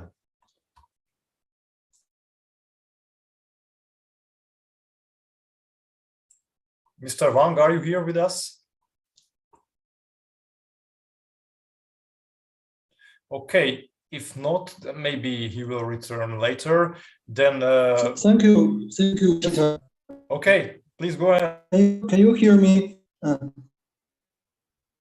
Yes, it's okay. Okay, thank you so much. I will share my screen.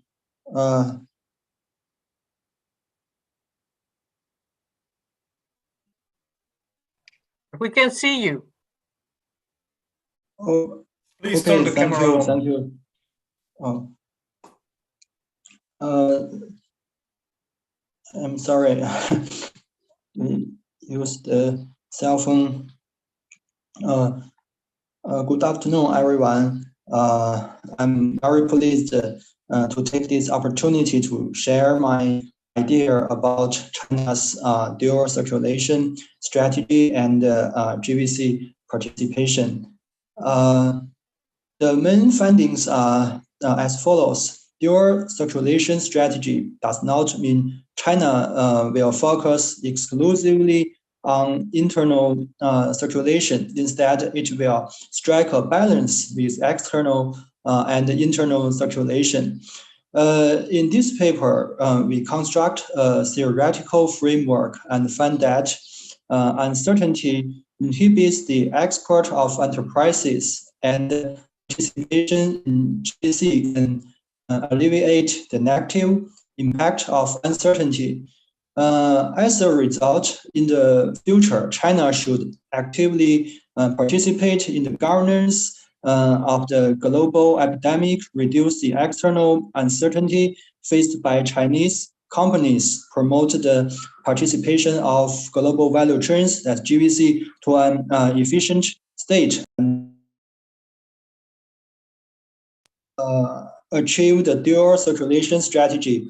There are 6 parts in this speech. The first one is I will briefly introduce China's dual circulation strategy.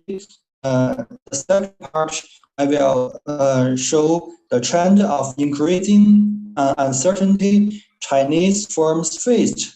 In the third part, I will use a theoretical analysis to show that uncertainty has negative impacts on economic activity and trade, and that GVC may alleviate the negative impact of uncertainty. In the 5th part, I will show that embedding in GVC is an important way for exporting firms to cope with uncertainty and reduce external risks. In the last part, I will show some implications for China-Europe trade development. In the past couple of years, the anti-globalization trend in many countries has had a negative impact on China's external economic environment. For example, the United States has triggered a trade war against China, and its intensifying conflicts in other fields, particularly in the field of science and technology. The United States even seeks to completely decouple from China.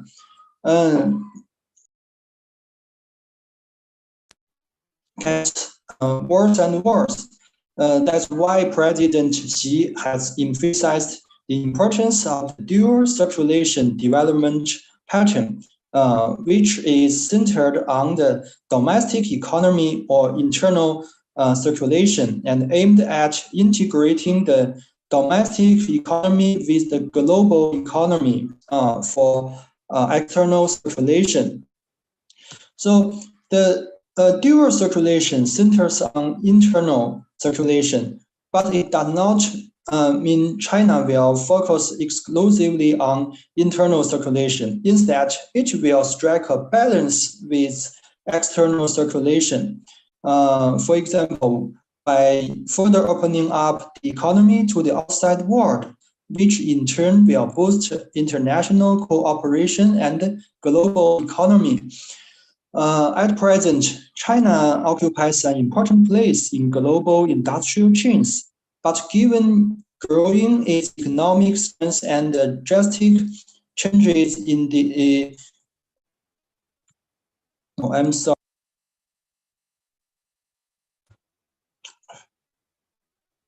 I'm sorry.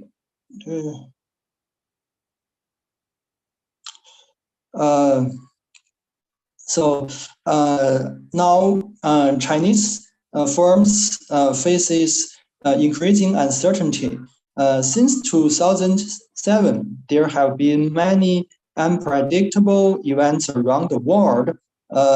At the same time, in order to give priority to the development of the domestic economy in Western countries, trade protectionism continues to rise. The Trump administration has adopted trade protection policies against China, causing Chinese to face high levels of uncertainty.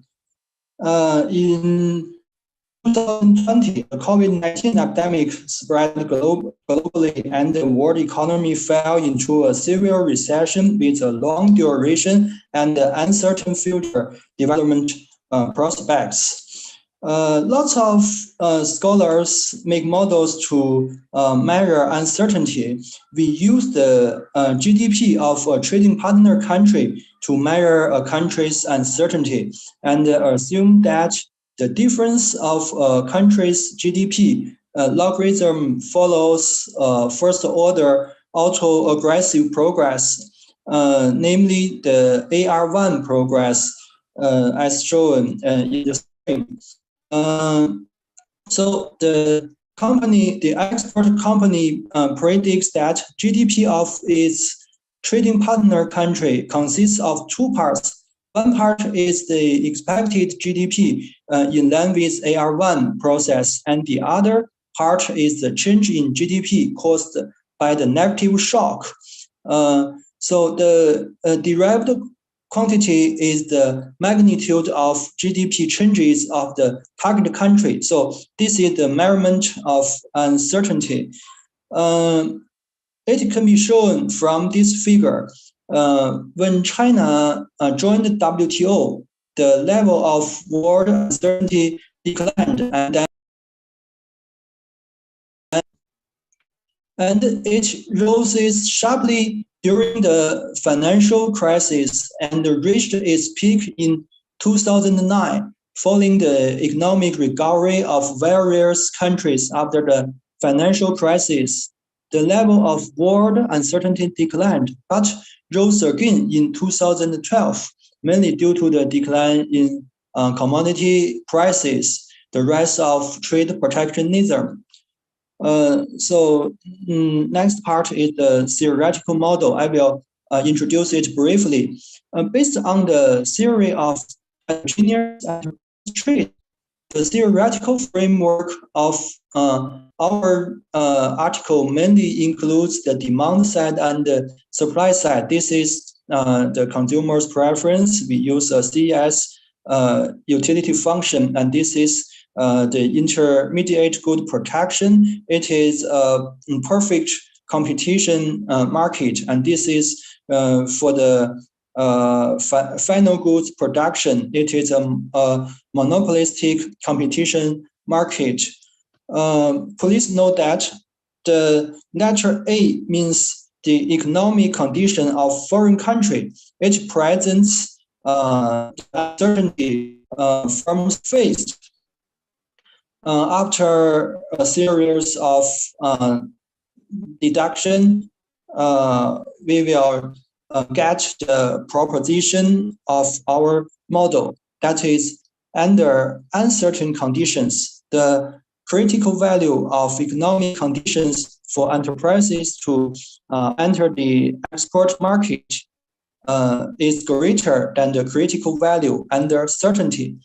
And the critical value of economic conditions for enterprises to withdraw from the export market is less than the critical value under the certainty. This is for the effect of uncertainty on export. And the proposition 2 is that under uncertainty, whether the enterprise enters or exits the export market, the higher the degree of corporate GVC embeds, the lower the critical value of productivity. That is to say, participation in GVC can alleviate the negative effect of uncertainty on Chinese export. And next is the empirical analysis. In order to examine the impact of uncertainty faced by enterprises and the degree of GVC participation on the export scale, we will use this econometric specification. Among them, log X represents the logarithm value of the export scale of enterprises, and U is the uncertainty measured by GDP loss. And FVAR represents the degree of corporate GVC participation, that is the foreign added value included in corporate exports. I think I cannot explain the results in detail, just to make a conclusion. Uncertainty inhibits firms' export, and GVC reduces the negative impact of uncertainty. GVC plays a moderating role, mainly through product diversity, market diversity, cost saving, and quality improvement effects, rather than technology spillover effect. Uncertainty and GVC have significant impacts on product, market, and intensive margins. Uncertainty reduces firms' exporting growth rate, but GVC mitigates the negative impact of uncertainty. Uncertainty increases the volatility of firms' exports, while GVC decreases the impact of uncertainty. So the policy implication is that when there is no major unexpected shock, GVC is highly efficient and can alleviate the negative impact of external uncertainty. Therefore, countries should make a concerted effort to fight against the COVID-19 epidemic, making the economy return to normal and GVC efficient again. China will develop closer relations with the global economy in the future. But for that, the authorities need to further open up the economy to the outside world. In the end, I will give some comments about the future development of China and Europe. The global value chain connects China and Europe, and the two economies are inseparable. Since China and the EU imposed sanctions and anti-sanctions on each other last year, China-EU relations have encountered many challenges. Since the beginning of this year, with the changes in the international situation, such as the Ukraine issue, there are some new trends in the relationship between China and the EU. In the short term, the conflict between Russia and Ukraine has led to some interruptions of China-EU trains, increasing the pressure on maritime transport and future increasing the maritime transport prices. At the same time, the rising commodity prices will raise Russian demand, which will adversely affect the economic recovery and the development of economic and trade relations between the two sides. But in the long run, regardless of the outcome of the conflict between Russia and Ukraine, it will be difficult for Russia-Europe relations to recover. The transfer effect of trade and investment caused by the conflict may further enhance the development of China-EU economic and trade relations. In the future, China and the EU should strengthen dialogue and cooperation and promote the healthy development of bilateral trade. That's all. Thank you. Thank you very much, Mr. Wang. And as our time is flying, I immediately ask Mr. Molitz to start his presentation. Csaba, please go ahead. Good morning, good evening, good afternoon, as you wish. Thank you very much for having me on this panel. Thank you very much for the excellent organization. I'm in a lucky and unlucky situation because I'm the last one, and much of that what I wanted to say was already said, but still I like to somehow a little bit contribute to this discussion. So we can agree, I guess, that there's a consensus here that the signs of the overhaul and transformation of the Chinese economic development and goals have been there for many years. And as Alicia put, so there is a galaxy of words. I wrote the term buzzwords. So these buzzwords definitely help us to understand the direction the Chinese economy is heading to, but at the same time, so we should also look at the hard facts, not only the political part. And this kind of policy making is not new. Think of this term, new normal, for example, which was used to refer to a slower growth rate in the Chinese economy. So what I would like to do is to somehow briefly have an overview of these buzzwords, and there is one which was not touched upon by this discussion. This is the cross-cyclical economic policy. So cross-cyclical, a little bit of common prosperity, and at the end I would like to say a few words about the dual circulation strategy. So obviously the cross-cyclical economic policy cannot be defined as the opposite of counter-cyclical policy, this Keynesian-inspired policy. But it can be defined as a permanent tuning of the economy with many small steps, where stronger coordination of these steps and over the course of the years is typical. So in other words, in addition to economic boosting, which is typical for countercyclical policy, fiscal and monetary policy steps try to give, let's say, support, and this is a new element, to small and medium enterprises and labor-intensive sectors. So in other words, we could say that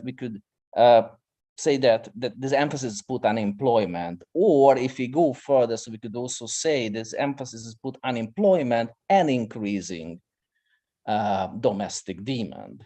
So the phrase taking action sooner in smaller steps and with a longer time frame in mind is something that how we can characterize this cross-cyclical economic policy. And last year, the annual Central Economic World Conference, which was held, if I remember correctly, last December, called for, and now I would like to quote the press release, coordinated fiscal and monetary policies and combined cross-cyclical and counter-cyclical policy adjustment, as well as the implementation implementation of a strategy to expand domestic demand. I like this quote, I like this sentence because you have all these elements there, cross-cyclical, counter-cyclical, even the coordination of fiscal and monetary policies. So we have, let's say, a strategy mix here. And that is very clear, as many pointed out. So the domestic element, the domestic part, or the internal loop or circle is more emphasized. But being more emphasized, it does not mean that we forget or China forgets the external loop, the external part. So if we really wanted to somehow rationalize and simplify, then the word instead or contrary to, I would like to use the word in addition or besides. Yeah. And I guess common prosperity is also an element, a puzzle, a piece, which also contributes to this refocus, overhaul, or of the Chinese economic development and goals. It aims to redistribute wealth in a more equitable way. I would like to add this part. So there's an irony of the situation that while earlier, I mean in earlier decades, unequal distribution of wealth in China was criticized by Western observers and analysts. And we can find justification for that. But now, sometimes, if you look at the headlines, the common prosperity is being referred to as a kind of return to Mao's China. So obviously, these steps are politically popular among average citizens. And because it is investigated, let's say, the accumulation of wealth with a strong focus on owners and managers of tech companies. And it's very, very rare that the Chinese president kind of protects the policy steps. But this year, the World Economic Forum, he said, and I would like to quote him, the common prosperity we desire is not egalitarianism. It's very clear. It's a very clear reference to this statement that it would be a kind of return to the 50s or the 60s. And he also said to the delegates, and now again, a sentence quoted, we will first make the pie bigger and divide it properly through reasonable institutional arrangement. As a rising tide lifts all boats, everyone will get a fair share from the development, and development gains will benefit all our people in a more substantial and equitable way. And yes, obviously, I know that it is difficult to measure the distribution of wealth. We usually use the Gini coefficient. And if you look at these numbers, 0.38 in China, 0.32 in Germany, 0.30 in Hungary. So you can find, let's say, countries where the distribution of wealth is more equal, and you can also find countries where the distribution of wealth is not that equal. For example, the United States would be one of them, where this coefficient is 0.41.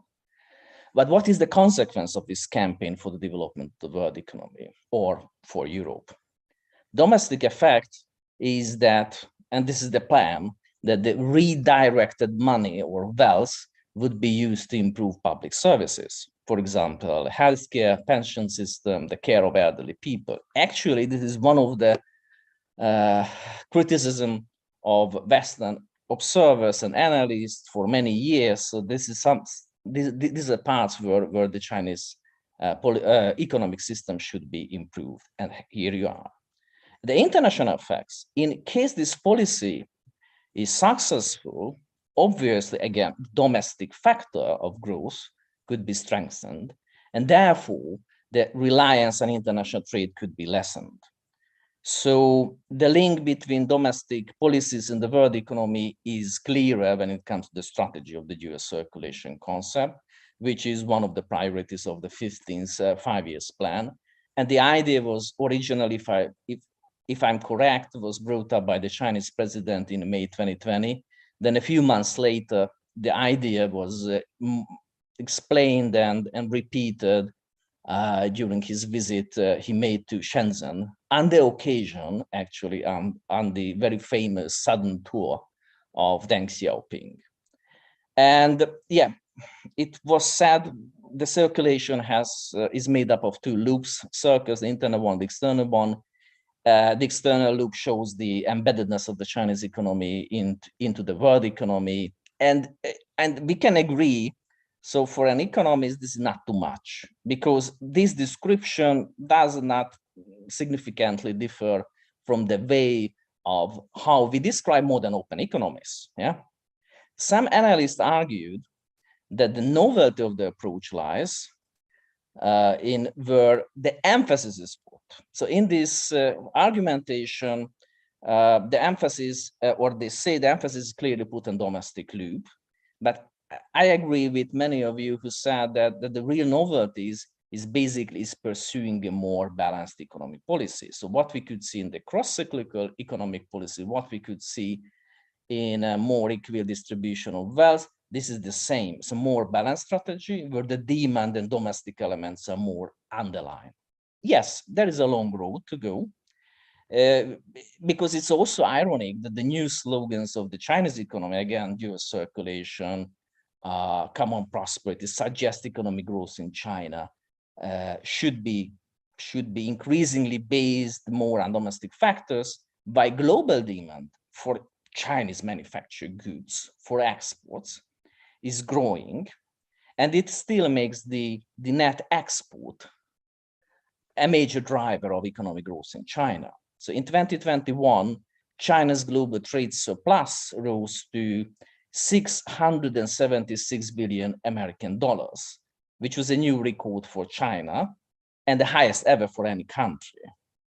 So what we can see at the same time, so there are contradicting or forces that push China into the other direction. At the same time, this self-reliance, which was debated before, has become more important as, let's put this way, geopolitical conditions change, the trade war, economic decoupling, bottlenecks in the supply chains in the aftermath of the COVID-19 global pandemic, and even the realization of potential effects of economic sanctions. These are the lessons learned from the Ukrainian war, made China, and by the way, other players too, more alert to asymmetric dependencies, especially in the field of strategically important goods, software, chips, energy, and even raw materials. So partners looking for more independence can be found everywhere. So China is not special about that, but that there is also an element which we can discuss. What is the price of that? I mean, the price of that, if you look at the prices, I mean, whether you are willing to pay more or whether you can pay more for certain goods that were, let's say, that were produced in a more secured way. Let's this way, manufactured goods produced in Western Europe, whether you can pay for that or not. So there's, as Francois said, that there's a heavy politicization of economy. And this is my belief that in the long run, economic aspects will override political aspects, but not necessarily in the short run. And yeah, and obviously there is a technological competition, as one of the panelists said. I agree upon that. And the question, and it was also said that there is more interventionism, especially regarding technology. There's a growing technology competition. Yes, but the European parties, the problem is that the European Union still cannot compete with Chinese companies, American companies, Japanese and Korean companies in these sectors, because simply in the core area, we don't have them, or we don't have the significant amount of these, let's say, technologically best players. And at the same time, we don't have a well-functioning EU-level industry strategy or policy. And this is because of the, let's say, because of the European Union, how it is made up, because of the institution. But I guess this is an topic for another discussion or for another conference. So if I wanted to summarize in one, let's say in one phrase, what we can see in this case, in the case of China, and even in the case of the European Union, EU members, this is a kind of hedged integration where we are willing to cooperate still, but we would like to protect ourselves. That's why we have the hedged integration. And that's probably, that will be typical for the years to come. So thank you very much for your attention. Thank you very much, Csaba. And if I take a look at the clock, I think we have consumed our time frame. So unfortunately, no time for a further discussion, but I know that this topic is so huge that we could sit here for hours and listening to each other's perspective. Maybe we could go on with that during a next event. Thank you very much for our speakers for sharing their knowledge and perspectives on this topic. And I think it's now time to wrap up the event. So I will pass the floor to Mr. Chen and to our Deputy Director, Tamás. Thank you again.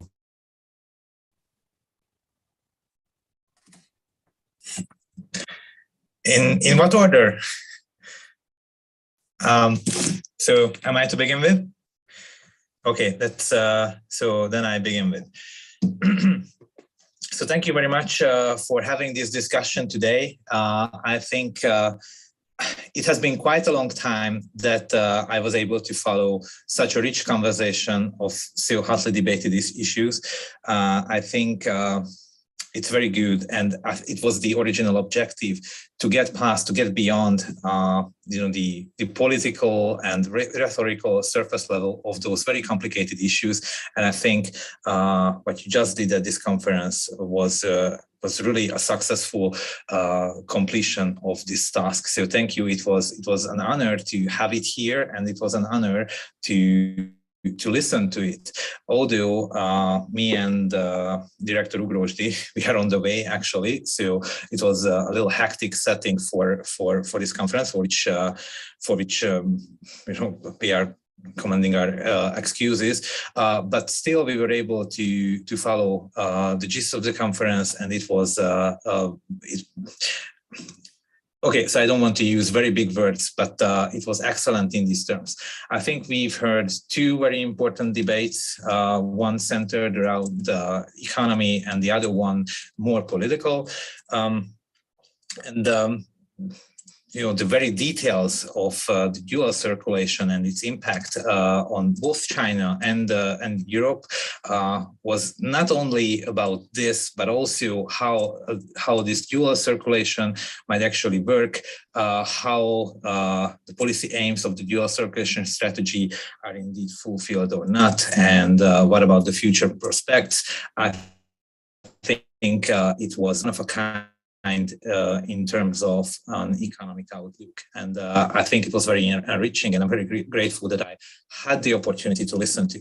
And the other one is no less important because I think the very core of the problem is what is the exact proportion of economy and politics in dealing with those issues? What are their exact interaction? And I think we've heard some of the most innovative solutions in terms of academia, in terms of policy shaping, policy suggestions.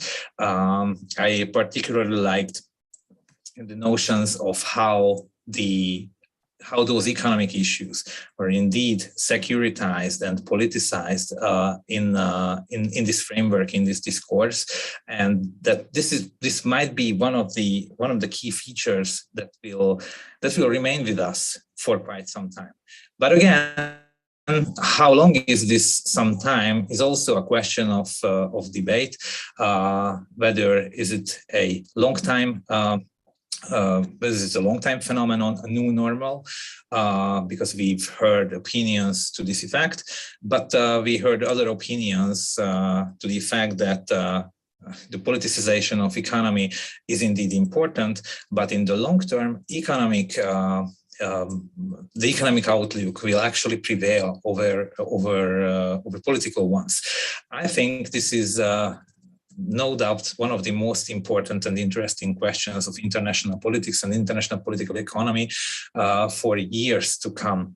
And just one short comment on our last speaker, Mr. Moloditz, who said the hedge integration. I think this is, again, a very important contribution. Maybe this is something that we should elaborate on, and I'm not talking about this phrase only, but actually everything that we've discussed or even touched upon in this past 3 hours. I think there is a lot more to discover, and even if the politicization of economy is the new normal, which seems to be the case, whether long run, middle run, or short run, but this is something that we have to talk about because during this session, I think what we definitely achieved beyond having a rich conversation was a better understanding of each other. And even though those phenomena constitute a part of the new normal, I think it gives us a task to tackle with those issues on our own level. And our task is to have a better mutual understanding. And based on this mutual understanding, to try to drift those structural processes more to a cooperative domain than a very, very much confrontative one, because that is in the interest of all of us, all of the participants. And I think this conference was a good beginning, and I really hope that there will be continuations as well. So without further ado, I think so I can settle with this wrapping up of the conference, but again, I really encourage us, all of us, to continue working together on those things. But at the last part, I would just grab the opportunity to say thank you for all of you who joined in this discussion and accepted our invitation, and especially thanks to our partner, the China-CEE Institute, and thank you for the organizers of this wonderful conference. Thank you again. Let's continue and have a nice day. Yeah, thank you, Polanek Tomasz. Thank you very much for your concluding remarks. I think we already had a very long and successful conference. I will not talk too much because I already had my talk before. My impression is that during the whole process of the discussion, even the topic is on Chinese concept, dual circulation. But still, there is always a question, the trust. So because everything is started from the word of trust. The business circle, they have the uncertainty, and after the politicization and different events, slowly they lose the trust or the confidence after that. And for the partners, they slowly lose the trust toward each other. But how and when it started, why they slowly lose the trust? I think this is utmost important. As I think Modis Chaba already expressed that I also like the concept, the hedged integration. In some extent, the dual circulation is a hedged policy. Not only from the outside strike or the uncertainty, but also try to stimulate domestic consumption. And but anyhow, the word trust is still no place in the bilateral relations, or neither between China, Europe, or between China and USA. And how to rebuild the trust. Now the pandemic made some problem for the traveling, where lack of the face-to-face discussions, and we have no chance to have thorough discussions. I think, and I do hope, after the pandemic, and we will try our best as think tanks and research institutions to try to make more activities and more conferences on the topic how to rebuild the trust. Because for the China, we think we are a peaceful power, and what we had been achieved is in a peaceful way. So I have a concept I used in another conference. I said, what China had been developed is based on the development, on the prosperity by development or through development. So I quote another concept using by the famous German figure, Erhard, on the German social market economy. His book, the English version of his book is titled The Prosperity Through Competition. So Chinese way is prosperity through development. So we are a peaceful power, or we are a peaceful nation. So why and how we got to this such kind of uncertainty and lose the trust towards each other? So I think for the both sides, we need to have a sort of thinking about it. And maybe this would be the topic for the next conference between our two institutions. And the last, I would like to thank the Institute for Foreign Affairs and Trade, your wonderful support, and as also for our long time relationship. And you had invited excellent scholars from Europe, and we tried our best to invite scholars from China, also very excellent. And so thanks for all the participants, the speakers, and for your contributions. And I do hope in the near future, we will have the similar and maybe more high quality conferences. Thank you for all. I don't know who will be the moderator. Maybe, yeah.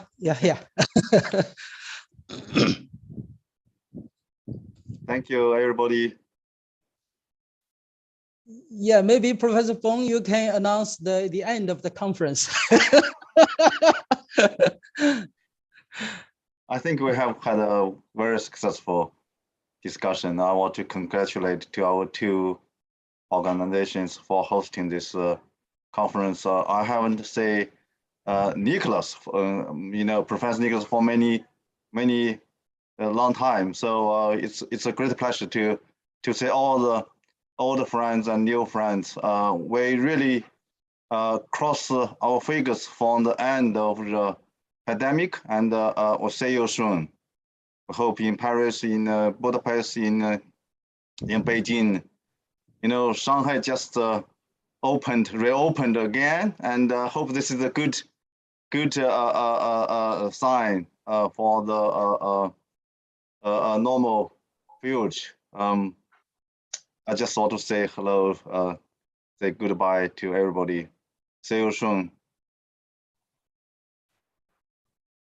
Bye-bye. Bye. Bye. Thank you. Bye-bye. Thank you. Welcome to Paris. Bye-bye. Thank you. Bye-bye. Bye. Thank you. Goodbye. Bye-bye. Goodbye. Bye-bye.